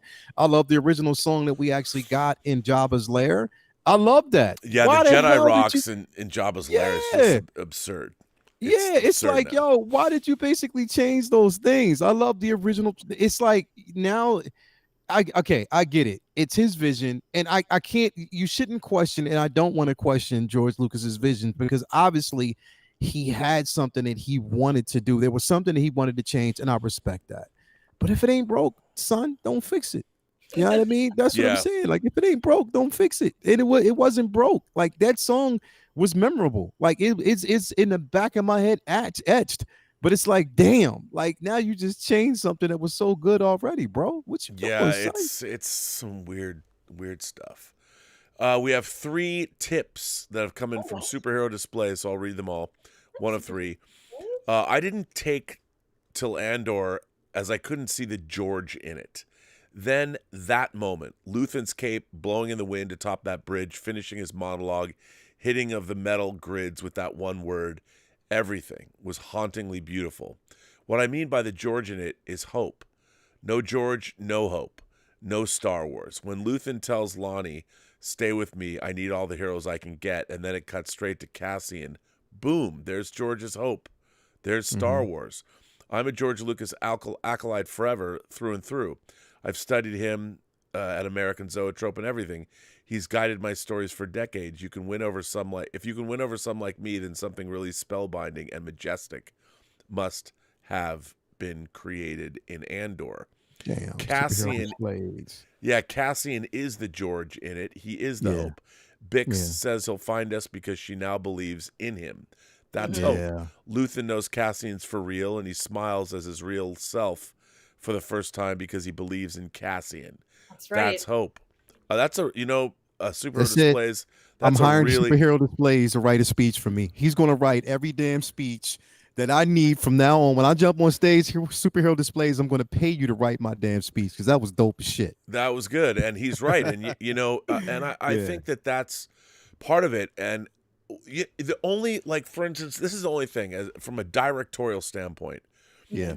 I would have really milked the moment at the end when Cassian says, kill me. Yeah. You know, and bring it up. And Luthen's like, was going to do it. You know, and really milk. I mean, it kind of played it. He should charge the gun up. Charge the gun, you know. Yeah, and like walk up to him and maybe not go too far, but that was a great moment because Cassian's like, that was also the moment that Luthen realizes, and I wanted to see more of that in him because Luthen isn't just recognizing that Cassian's telling the truth, because Luthen believed Cassian double-crossed him and double-crossed his team by lighting off the way he did, taking his part of the money and leaving. Luthen saw that as betrayal. That's why I wanted to kill Cassian, because he's a loose end, and that was and I get that. But it would have been nice to see that moment, because it was a great moment, just last a little longer. And it was the end of the series. Yeah. You know, it was the end of this season. So now, let me ask you both. Or first of all, there's one more comment I want to read. So Superhero Displays, Darth Plato writes in and says, Gilroy's comment is interesting. The resistance taking the battle to tyranny is a great story angle. However, we should be careful not to impute a technological purpose embedded in history.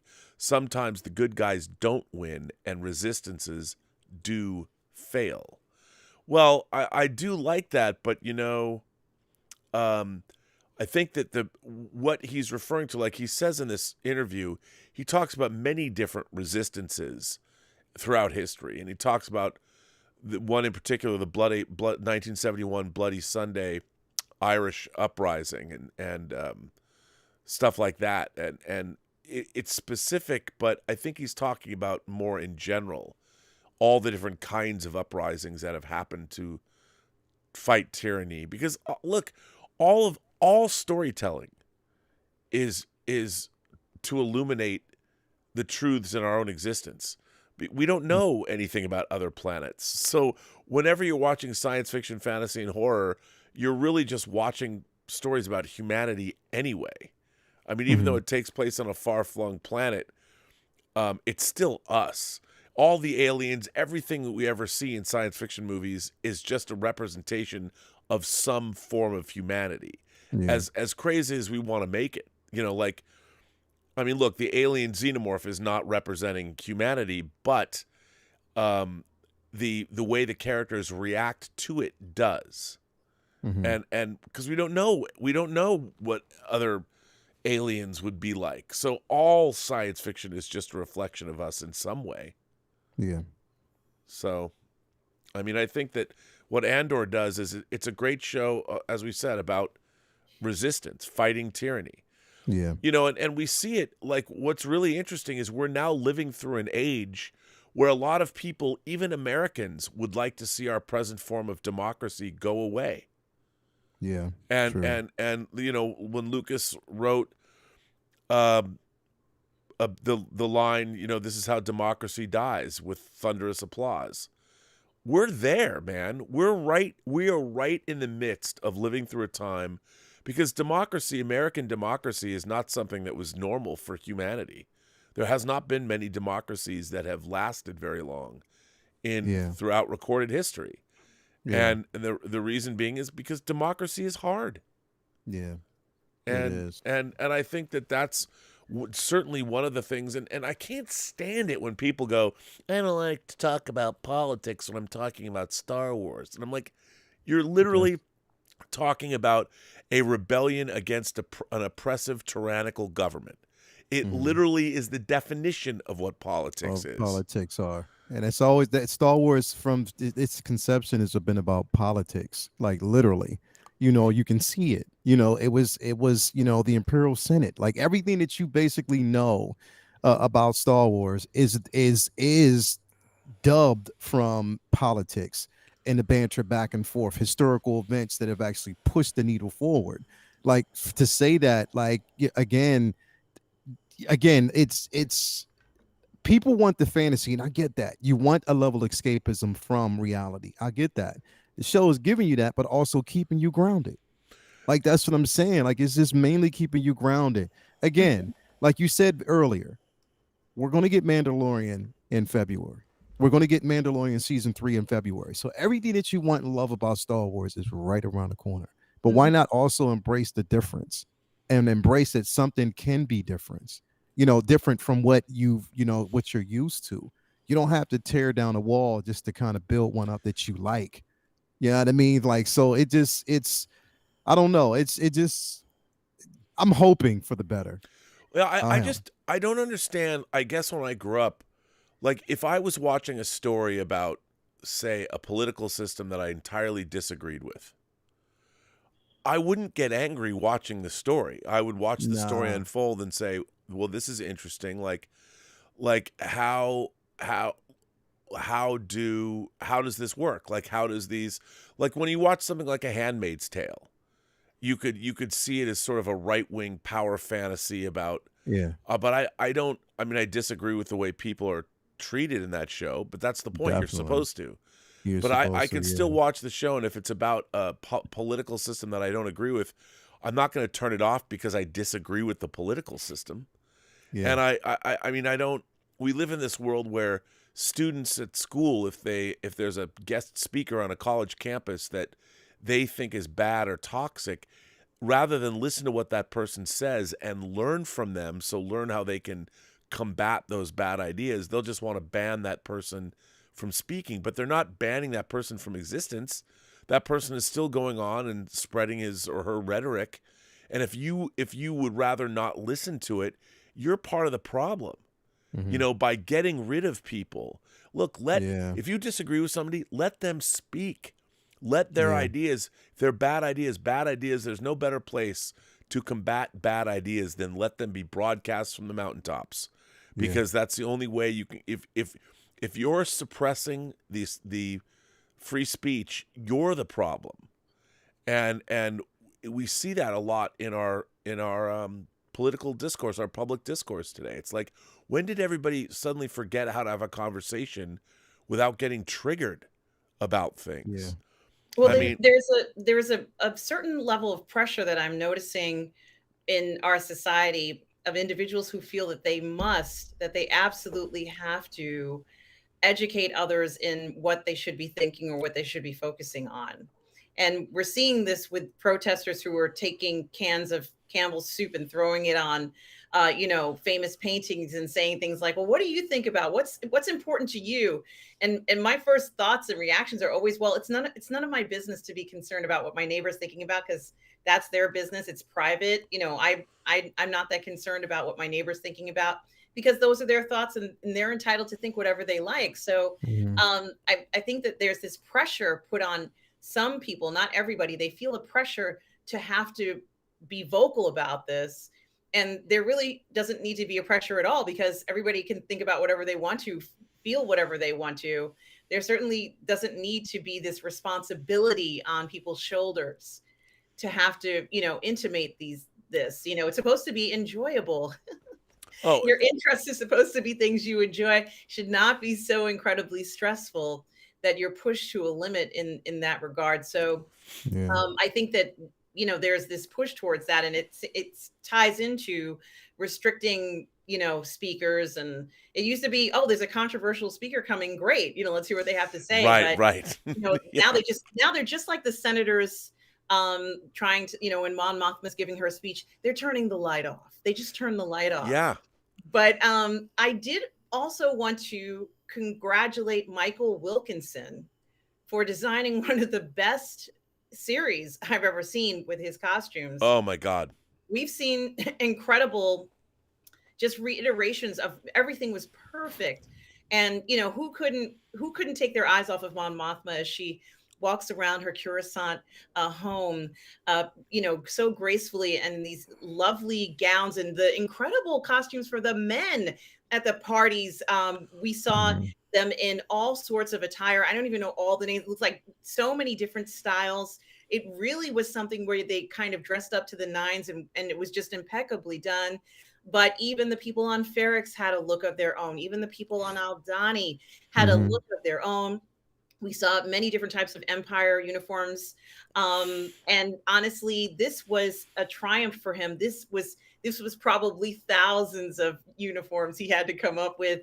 Michael Williamson is amazing. I don't even know if he's ever done a TV series, but this one must have been so intensive. Oh, yeah.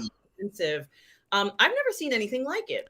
Well, I have to say too, since I would be remiss while Lael is here not to mention something sexy. I thought Mon Mothma taking off the little pins and just opening up her, that was one of the sexiest things that I've seen on TV all year. The And there way was no she did it. fucking, no fucking. The- It was just a woman undoing her, Yeah. and it was, she's incredible. First of all, she's just incredibly beautiful anyway, but Yeah. just to watch that, I was like, wow. Yeah. And it's crazy because it's crazy to know that we've seen her in the prequels. Yeah. That we've seen her, we saw her in Rogue One, but to see her now and the level of talent that she has, and she is a beautiful woman, a very beautiful woman, but this is the level of talent that she actually has. She's so good. I'm like, She's so finally, good. It's like, how would you cut her scenes and not give her more meat because she's such an engaging character? You know what I mean? that's the thing. I mean, it's funny. I haven't gone back to watch Rogue One yet. But I'm so going to go and watch Rogue One again. Yeah. I'm dying to see it. And, because it's just, great stuff. And she's great. And her performance is stunning. I mean, everybody's phenomenal, man. There's not one bad performance in the show. Nah, at all. And his thing is like, it's like the anticipation of knowing that she's heading down that path where she's going to leave the Senate and become part of the rebellion. I'm so excited to see that, even though we got to wait 2 years to see it. I'm still excited to actually see that happen and see that manifest. And I cannot wait. I've got saw Ant-Man and the Wasp: Quantumania. Do you still, because I worked on it and really, really liked it. I don't know what theory you are referring to, actually, but yeah, I do believe in what they told me. So yes, I do believe.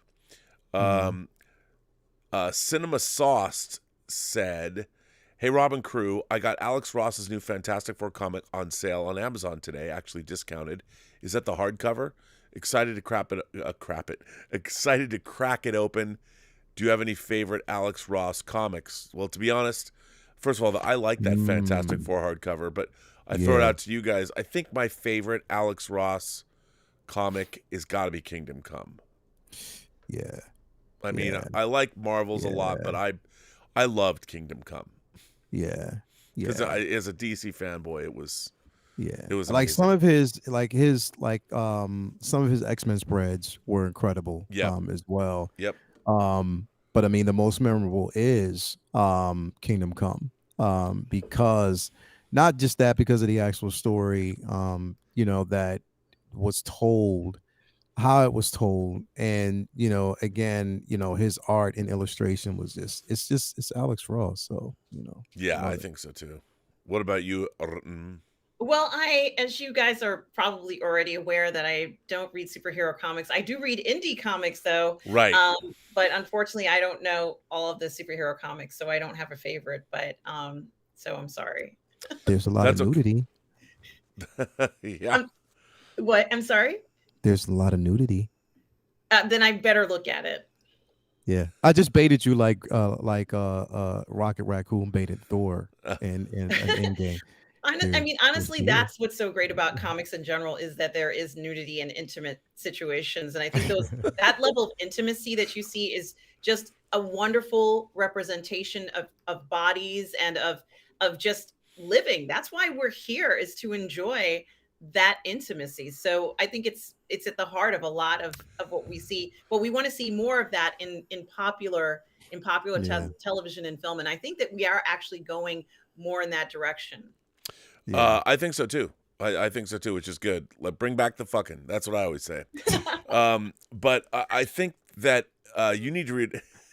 I read there's an X-rated furry comic that's actually pretty good. Oh, okay. That I used to like it. It was from the 80s, called Omaha the Cat Dancer. Okay. That had lots of X-rated sex in it, but they were animals. I mean, they were anthropomorphized animals. Yeah.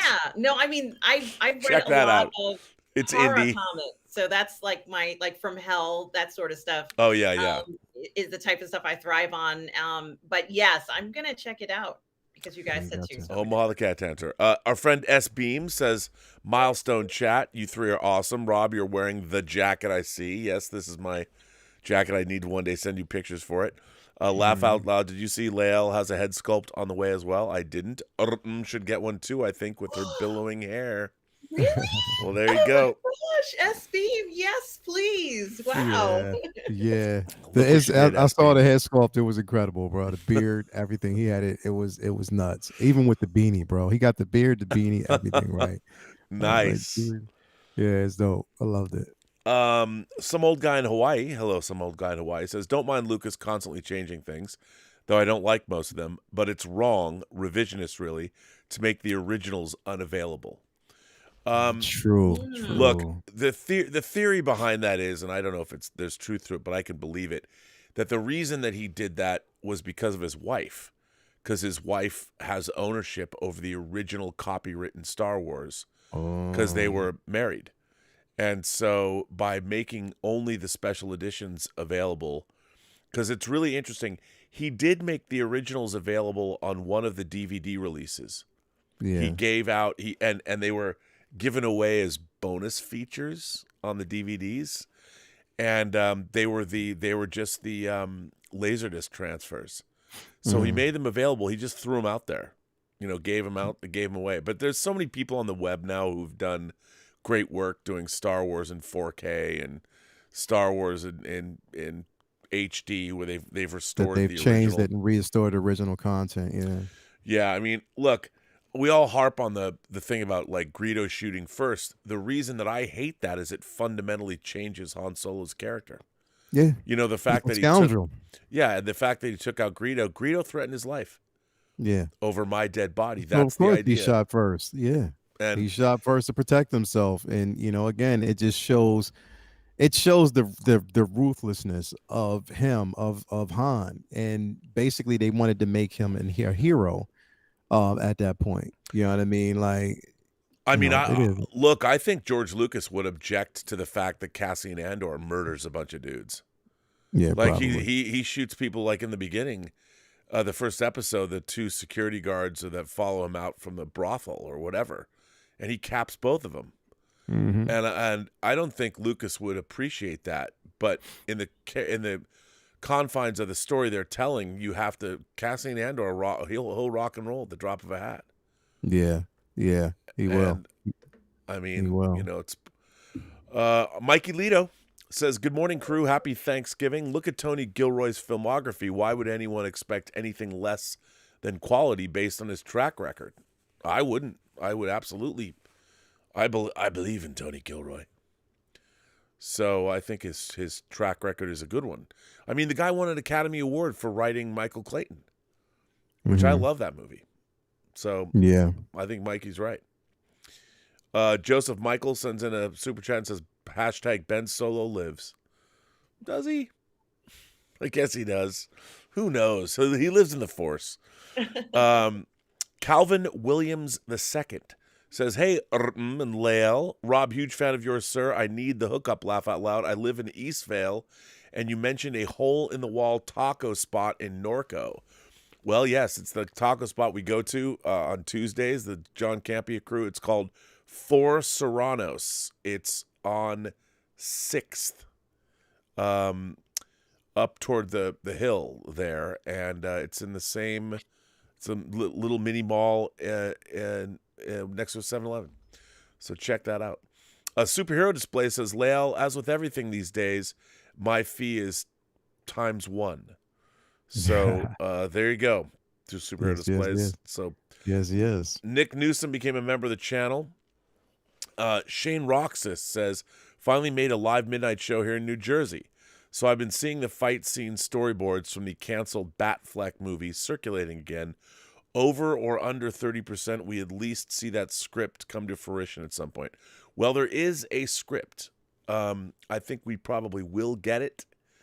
At some point, it'll float around there. That's the script that's about Terminator, Deathstroke, the Terminator fighting Batman, which I would love to see.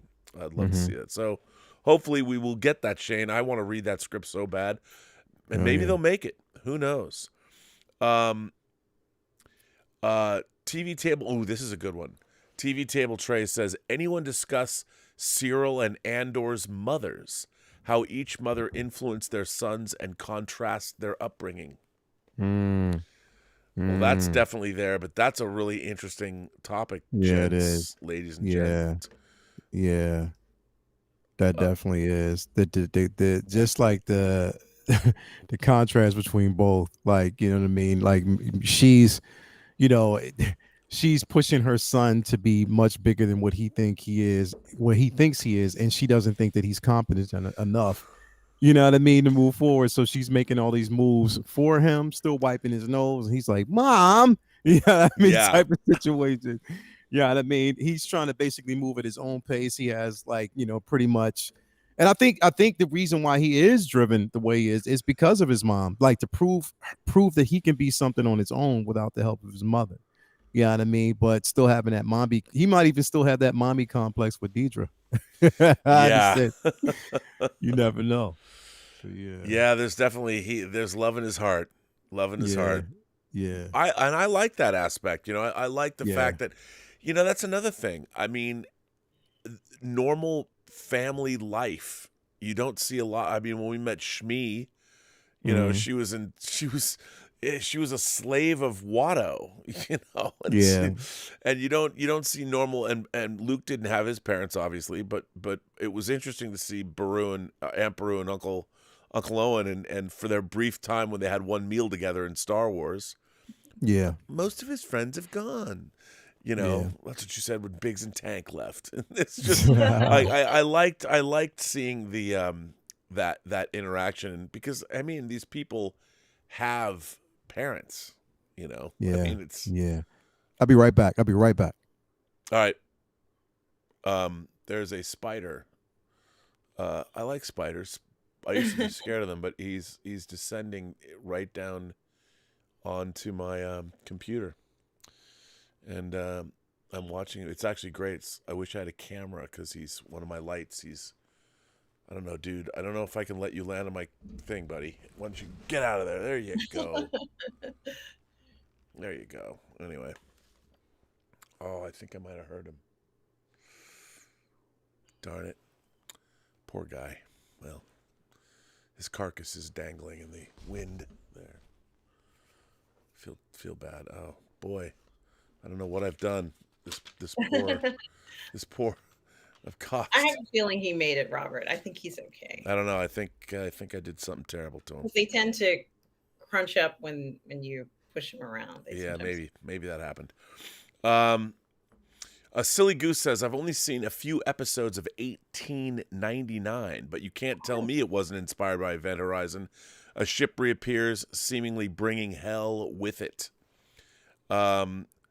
So yeah, I've watched a few episodes of 1899. I'm liking it. I think it's pretty interesting. But I don't know. It is very much like Event Horizon. I don't know exactly what's going to happen.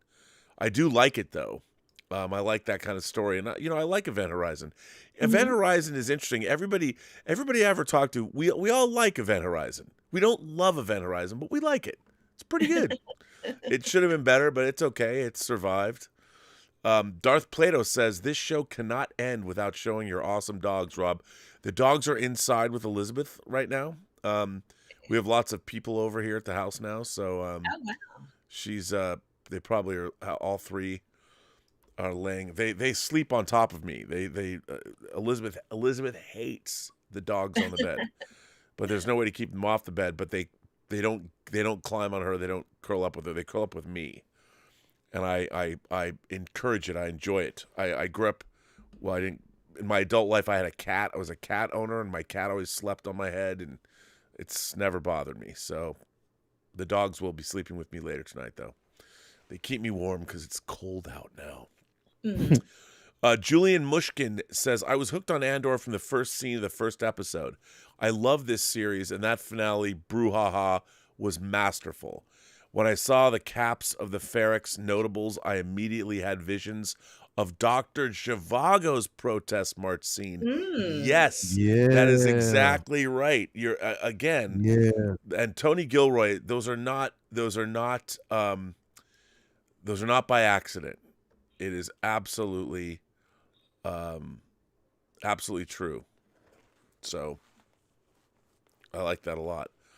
Sam Sugart asks, "What's an animated TV adaptation of a live-action movie you enjoy?" Animated TV adaptation of a live-action movie. Studio Ghibli's 5-minute video or show of Grogu. Grogu. I thought it was just so sweet and gentle and the right way that I want to see Grogu treated. I don't want them to abuse him in the wrong animation style. I always felt that they needed to have an animated series with Grogu. And I think that their aesthetic, their design, and their approach to what it must be like to be Grogu was achieved, at a peak level just in those 5 minutes that we got. I hope we get more like that. Yeah, I mean, that's an interesting. I don't know what they're gonna do. I mean, it was crazy that they did that, and it was not what I expected when I watched it, but it was cute. But an animated TV adaptation of a live-action movie, there really haven't been that many. Live-action movie? Oh, it said movie. I thought it's a TV series. I'm yeah, sorry. no, an anime. Well, Grogu, Star Wars, but a TV adaptation of a live-action movie. I mean, I can't even think. I mean, there was a Planet of the Apes TV animated series. Yeah, I don't remember when it came out first though. But yeah, but a live action movie, I can't really think of one. An animated TV adaptation. I like the Filmation Flash Gordon series, but that wasn't based on the movie. Yeah. I can't really think of one. An animated TV adaptation of a live action movie. I can't Animated think of one. TV adaptation of a live action movie. Yeah, what's an animated TV adaptation of a live action movie you enjoy? I can't even think of an animated adaptation of a live action movie. I mean, like, there was a Godzilla, up from the depths, 30 stories tall. Godzuki. There was that Godzilla show, but that wasn't an adaptation of an actual movie. It was just they took the character of Godzilla. I'm trying to think. Somebody says the real Ghostbusters and Ghostbusters, but that wasn't. I guess that was. I mean, I was thinking more literally that it. I mean, the real Ghostbusters. That I could see that because, but you said animated adaptation, like if it was they're retelling the story, but I guess not. I guess it was Napoleon Dynamite. I didn't know that, an animated show. Wow. Okay. So, RoboCop, Men in Black, Rebels, Clone Wars, Lord of the Rings, maybe Jumanji. Yeah, those are. I mean, I don't. My problem is I don't really watch them. I mean, if somebody makes a spin-off, Dennis the Menace, Rambo: Force of Freedom, it was terrible, but they actually made a Rambo cartoon. Well, Yeah. okay. Shane Roxas says, Rob, I've noticed that you're a fan of beer. I'm a beer sales rep, and I'm just curious, what are some of your faves? Try Revolution from Chicago if you haven't already. All comic-themed beers. Well, I guess I'm kind of a beer snob. I mean, like here, all I have here is I've got when you go to the grocery store, there's a New Belgium triple. But, I like Chimay's. I love hoppy IPAs. I like all kinds of beer, really. I like stouts. I just like good beer. I do not like cheap beer. And I mean, Good beer. not necessarily cheap in that what it costs. I just don't like cheap beer. I like a good beer. And whenever I go someplace, I love to drink the local hooch. Whenever I travel anywhere, I like to drink beer that is from there. One of my favorite, I was a guest of honor at a convention at Fort Collins in Colorado. And there's like within the distance, they have like 300 distilleries and that was the first time I'd never had sour beer before. And I loved it. Love sour beers. So, yeah. And Alex, I'm going to show your figures. Alex Detman asks, if you had a perfect way for the original James T. Kirk to die, what or how would it be? I think, well, look, if James T. Kirk, the perfect way for me would he be on the bridge of the Enterprise protecting a planet from, something, and he would go out like a boss. That's why you didn't like Generations. Yeah, I mean that was the way they hated killed him. her. And it was funny. Okay, so the way they killed him, I'm sorry. It was funny. It was funny the way you saw him flip off, like how they had him flipping. I'm sorry, that was the funniest. I dog. know. And the thing is, I would rather see him die on the brig of his ship. You know, literally, I would rather see him die, you know, in heroic fashion going down with the ship because you know that he loves the Enterprise. I would have loved to see that rather than what we actually got. But I mean, I'm not the writer, producer of the actual film, so you know, whatever. But yeah, that scene, the way he flipped off on that scalpel and the way he was holding on to it, I was like, yo, that you could tell was fake, and it was just funny. It was something I would actually expect to see on a Naked Gun episode. I mean, Mikey in the chat says Kirk actually died on the Enterprise B. Well, theoretically, they thought he did, you know, and that would have been okay. But my favorite, like they showed me, there's a very famous third season episode of Next Generation called Yesterday's Enterprise, where there's a alternate universe Enterprise that has to protect the Enterprise C to go back through a space warp, and it's fighting off Klingons.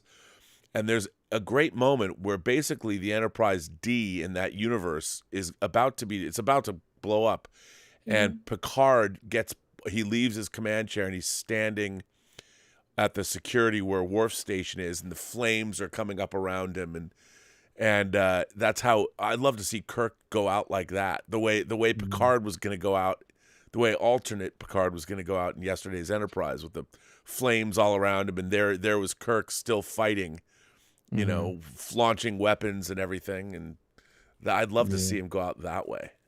I think that would be great. Some old guy in Hollywood goes, Rob, you've mentioned a love of mysteries.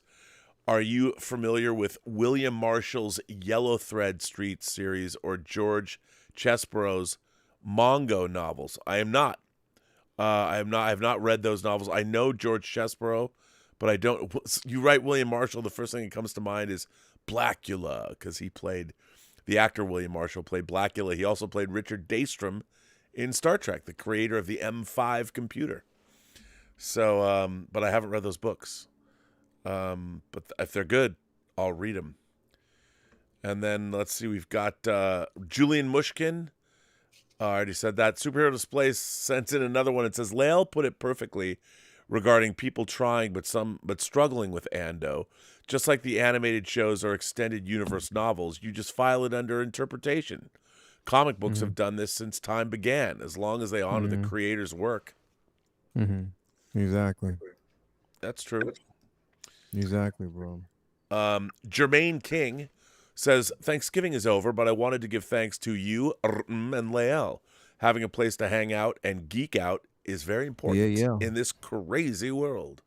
It definitely is. It definitely is. It's great to have a space to come where everything else is outside. Everything outside of this, a space that we can dwell where everything else is complete hell around you. You can be here and just feel like, you know what, fuck it. Yeah, you know, it is. We live in they are crazy times. We do live in but we have to take the good with the bad, because there's still. I mean, we're talking about. On one hand, we're talking about a show like Andor that I'm amazed even exists. So despite all the craziness that's happening, we're still getting this great entertainment. And you know, you know what? I forgot to mention this earlier, man. And I because I went back and I was like, you know what? I made it my goal to go back in each episode, listen to the transition of the music in the intro. Oh yeah, I needed to listen to it and see how it progressed. And even this last episode with the band that played the fanfare in the very beginning, I was like, yo, that was so genius. That was genius. That was genius. I loved it. It was pretty great. Yeah, I loved it. I mean, and the fact that they even did that. Yeah. You know, they didn't have there's just all the detail that's been put into the show. I loved it. So good. And people are talking about robot animes like Bubblegum Crisis and some of the Vampire Hunter D. I love Vampire. I have a great movie poster for Vampire Hunter D. Mm-hmm. I love that kind of stuff. So yeah, awesome. But I don't know, you guys. I mean, what else? Do you have anything else to talk about? I mean, I don't mind if we cut this show short. I've liked having this conversation because It was great. It's It I was think it was definitely. perfect tonight. We had a good night. Good. Yeah. It was a great Good question. conversation. I mean, Andor was the thing is I'm just hoping. Here's my thing. Because it's been so divisive, I still hope that they just push ahead with this second season.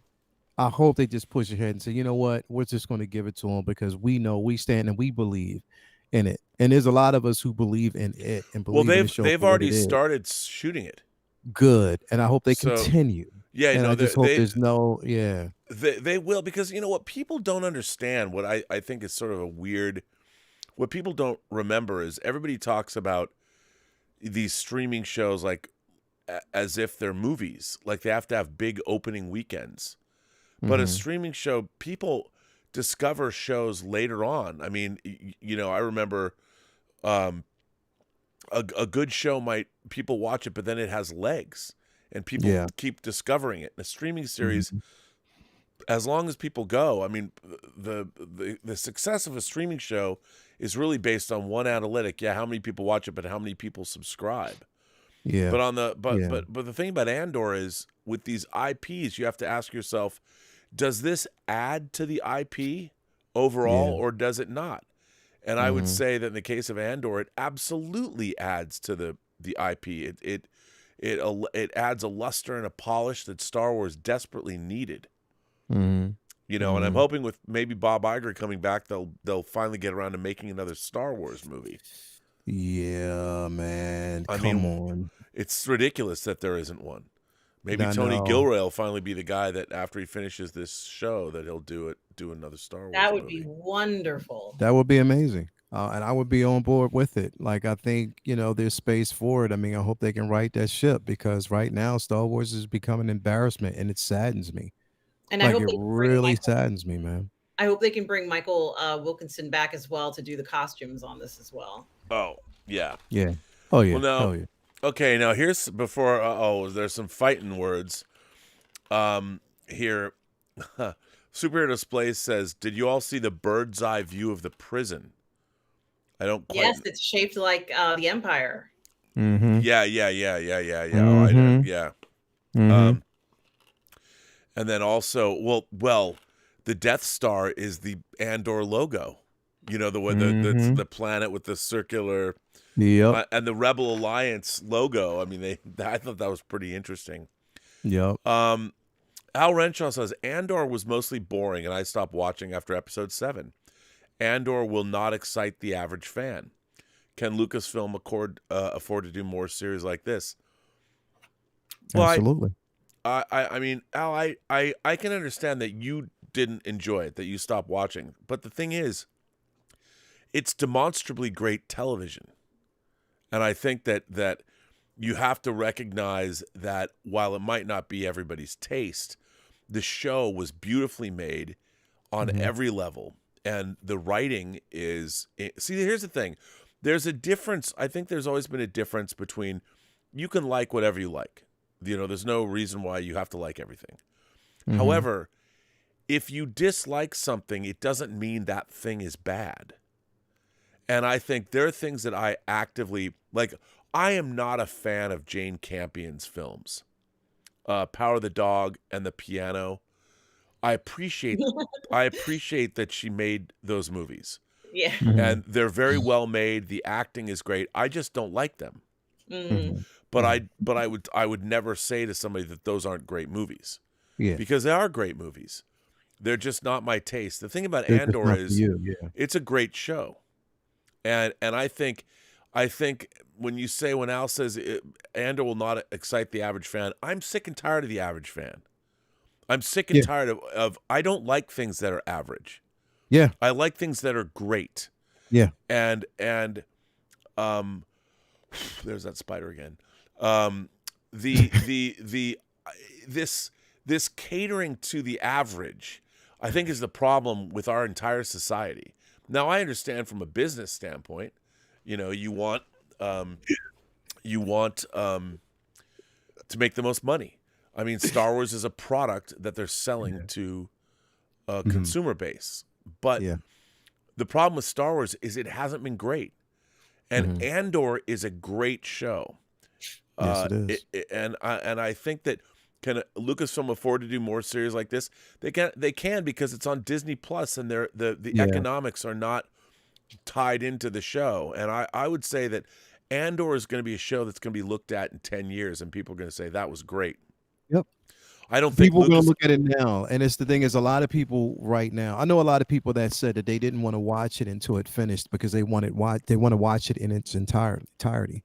So I mean, again, it's when we make statements like that, it's like it may not be for you, but it is an audience that it is for. Right. So there is an audience that basically embraces it. So I mean, understandably so, it didn't work out for you, but it is working out for a lot of people. I mean, because the thing is, it's like I'm not going to sit up here and act like there aren't a group of individuals. I don't even want to, pretty much, I'd be remiss if I didn't say that there's individuals out there who have embraced this show and they love it. There's a large group of individuals who actually love it.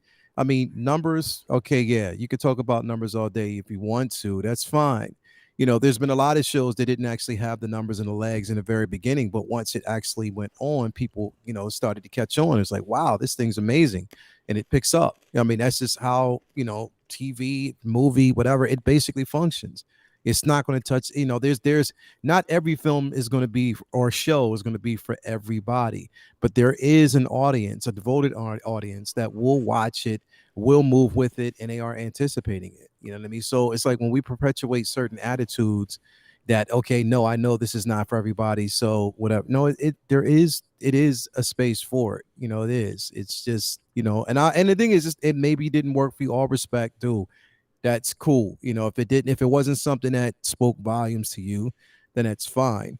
But I will say it was definitely a show that elevated, and it is, that's innovative for me, and I love it.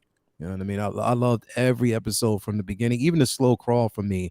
It was worth it because of the dialogue, because I'm listening and I'm following these characters, piecing things together, wanting to know where they're going. And I think they did a great job at that. They told the director and the writer, they both basically told the story that they wanted to tell, and I commend them for that. And there was no interruptions on that. And they weren't compromising. They weren't going to bend. No, they wanted to tell that story, and they told it. And I think, in my opinion, it's not the gospel for everybody, but for me, it is. I loved it, and they killed it. And they exceeded my expectations with this show. Well, I also find it very interesting that we don't have, actually, if you look at filmed Star Wars movies and TV, how much of it is actually very good? I mean, I love Star Wars and Empire. And when I say Star Wars, I mean the original Star Wars released in 77. I do not like, I think that they did terrible damage to that movie with the special edition in 97. They did things that shattered the I'm always talking about verisimilitude, but the original Star Wars had verisimilitude to it. But then you watch the special edition, and then they change things, like throw in all this digital technology when the rest of the movie doesn't support it. And that's why it really bothers me when they go to Mos Eisley and there's Rontos and droids flying around and mirth-filled moments with Jawas falling off their Rontos. I mean, it's goofy. And having Jabba the Hutt there and all that stuff. And you know what else I also didn't like? I'll tell you something I don't like. Boba Fett does not work for Jabba the Hutt all the time. Like, Jabba the Hutt hires him, and he's not part of his court. And yet that's what the addition of I mean, it makes sense that Boba Fett was with Jabba the Hutt and Jedi because he brought Han Solo back. But the idea that they've tied Boba Fett to Jabba the Hutt with the special editions is weird to me. I think it's bizarre because Boba Fett was on a mission from, Vader called up bounty hunters when Zuckuss and Dengar and IG-88 and they were all there. And it's weird that they've tried to put it like Boba Fett worked for Jabba the Hutt. But anyway, I think that Star Wars and Empire are great. Jedi is what it is. The prequel trilogy is certainly divisive. And the first Clone Wars show I really liked, then the new Clone Wars series I liked, but they're not, they're not like genius level. But why Andor? So this next question, Michael Nemo says, would you say that Andor is as divisive for Star Wars fans as Discovery is for Trek fans? Here's the thing. No. The thing about Discovery is Discovery actually, one, it's a bad show. Just in general, it's a bad show. But two, Discovery actively tried to fuck with things in Star Wars canon. The one thing about, like, Andor certainly doesn't do that. If anything, Andor respects Star Wars canon tremendously so. And completely is working within Star Wars canon to the point where, I mean, I don't understand anybody who's a Star Wars fan who would not love seeing Mon Mothma fleshed out the way she's fleshed out. I'm like, this is amazing to see the same actress brought back and have her fleshed out. Exactly. And let her have a moment. Yeah. I mean, amazing. And then Nick Newsom says, if the next trilogy carried over the adult tone of Andor, would the fans be able to adapt to it and love it? Or should Star Wars films always be for the kids? Star Wars and Empire weren't for the kids. I definitely want more adult themes and adult situations in going forward. Yeah, I agree. I mean, and to be honest, I love the fact that the Star Wars universe, I mean, we saw, how many planets do we see in Andor? A lot. Yeah. Places we hadn't seen before, cultures we hadn't seen before, world building we'd never seen before. Yeah. And I want more of that. I want more classic science fiction brought to Star Wars. I mean, the last thing I was expecting was Namos. I wasn't expecting us to even see that kind of fun, carefree location in this series. So Space that was Tel nice. Aviv. Yes. Which I love. I want to go to Space Tel Aviv. But yeah, I know. I mean, to see all that, it's because the thing is, there are thousands of worlds in the Star Wars universe, and we've only ever seen a glimpse of this. So, yeah. Hell yeah. Hell yeah. And I'm excited to see where we're going to go next. I know. Let me just bang out. Al Renshaw comes back and says, maybe I'm late to this, but I just figured out that Universal owns the solo rights to Namor, similar to the Hulk. The reason why he was not promoted much. Yeah, they couldn't go and make a Namor movie, but I think that situation, unlike the Hulk, has changed. Yeah. But I'm not sure. Stubble McShave says, in your future fan fiction, what did Cyril and Dedra do after the camera left them? Well, I think Dedra doesn't know what she's going to say when she goes back to give the final report.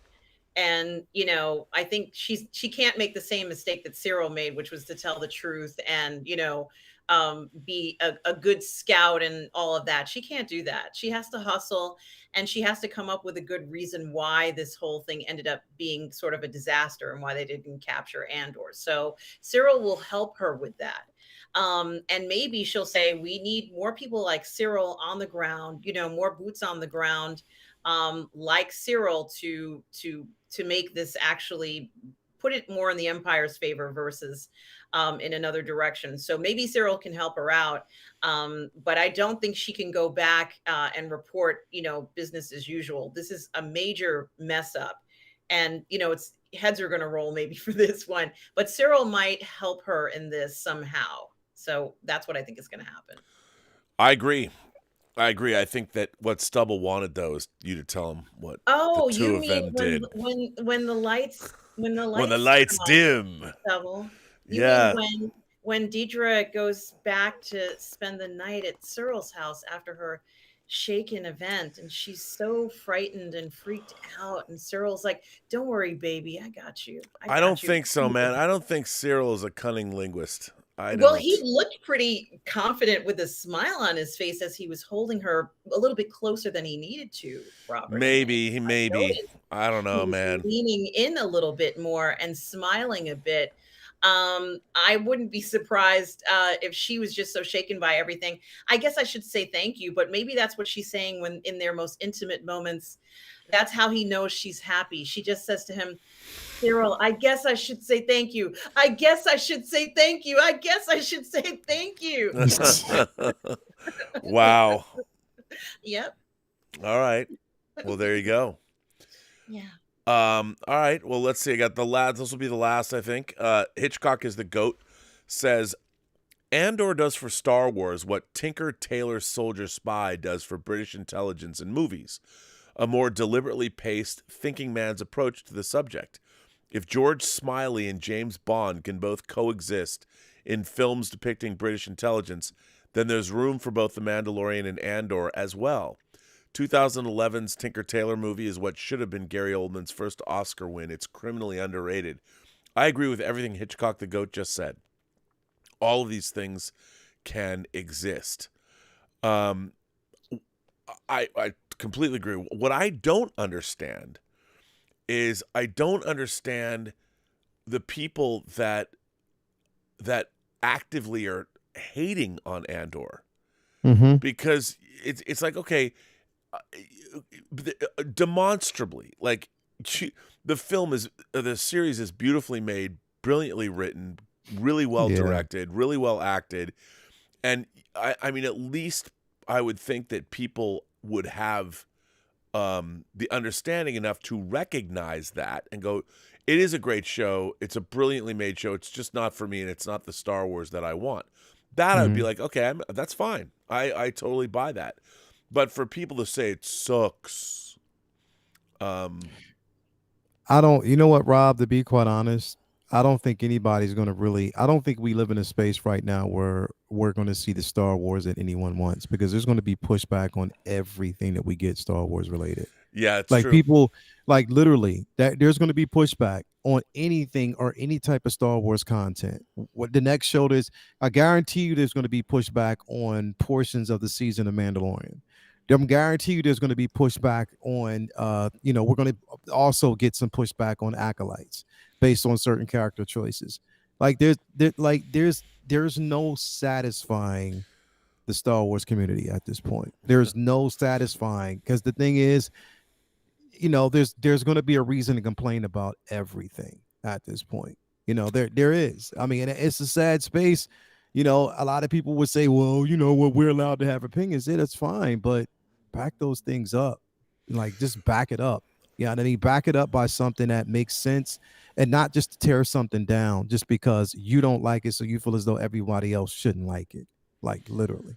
Yeah, I mean, it's so weird. Like, I would think that if you're a Star Wars fan, even just the glimpses of the bureaucratic side of the Empire is interesting. Like, it's fascinating to see how it's depicted. The Grand Maester, who's, I call him the Grand Maester, the guy who played the Grand Maester in Game of Thrones, who's like the head of that, the way he pits his own employees against one another, I thought was great. And it's I don't know.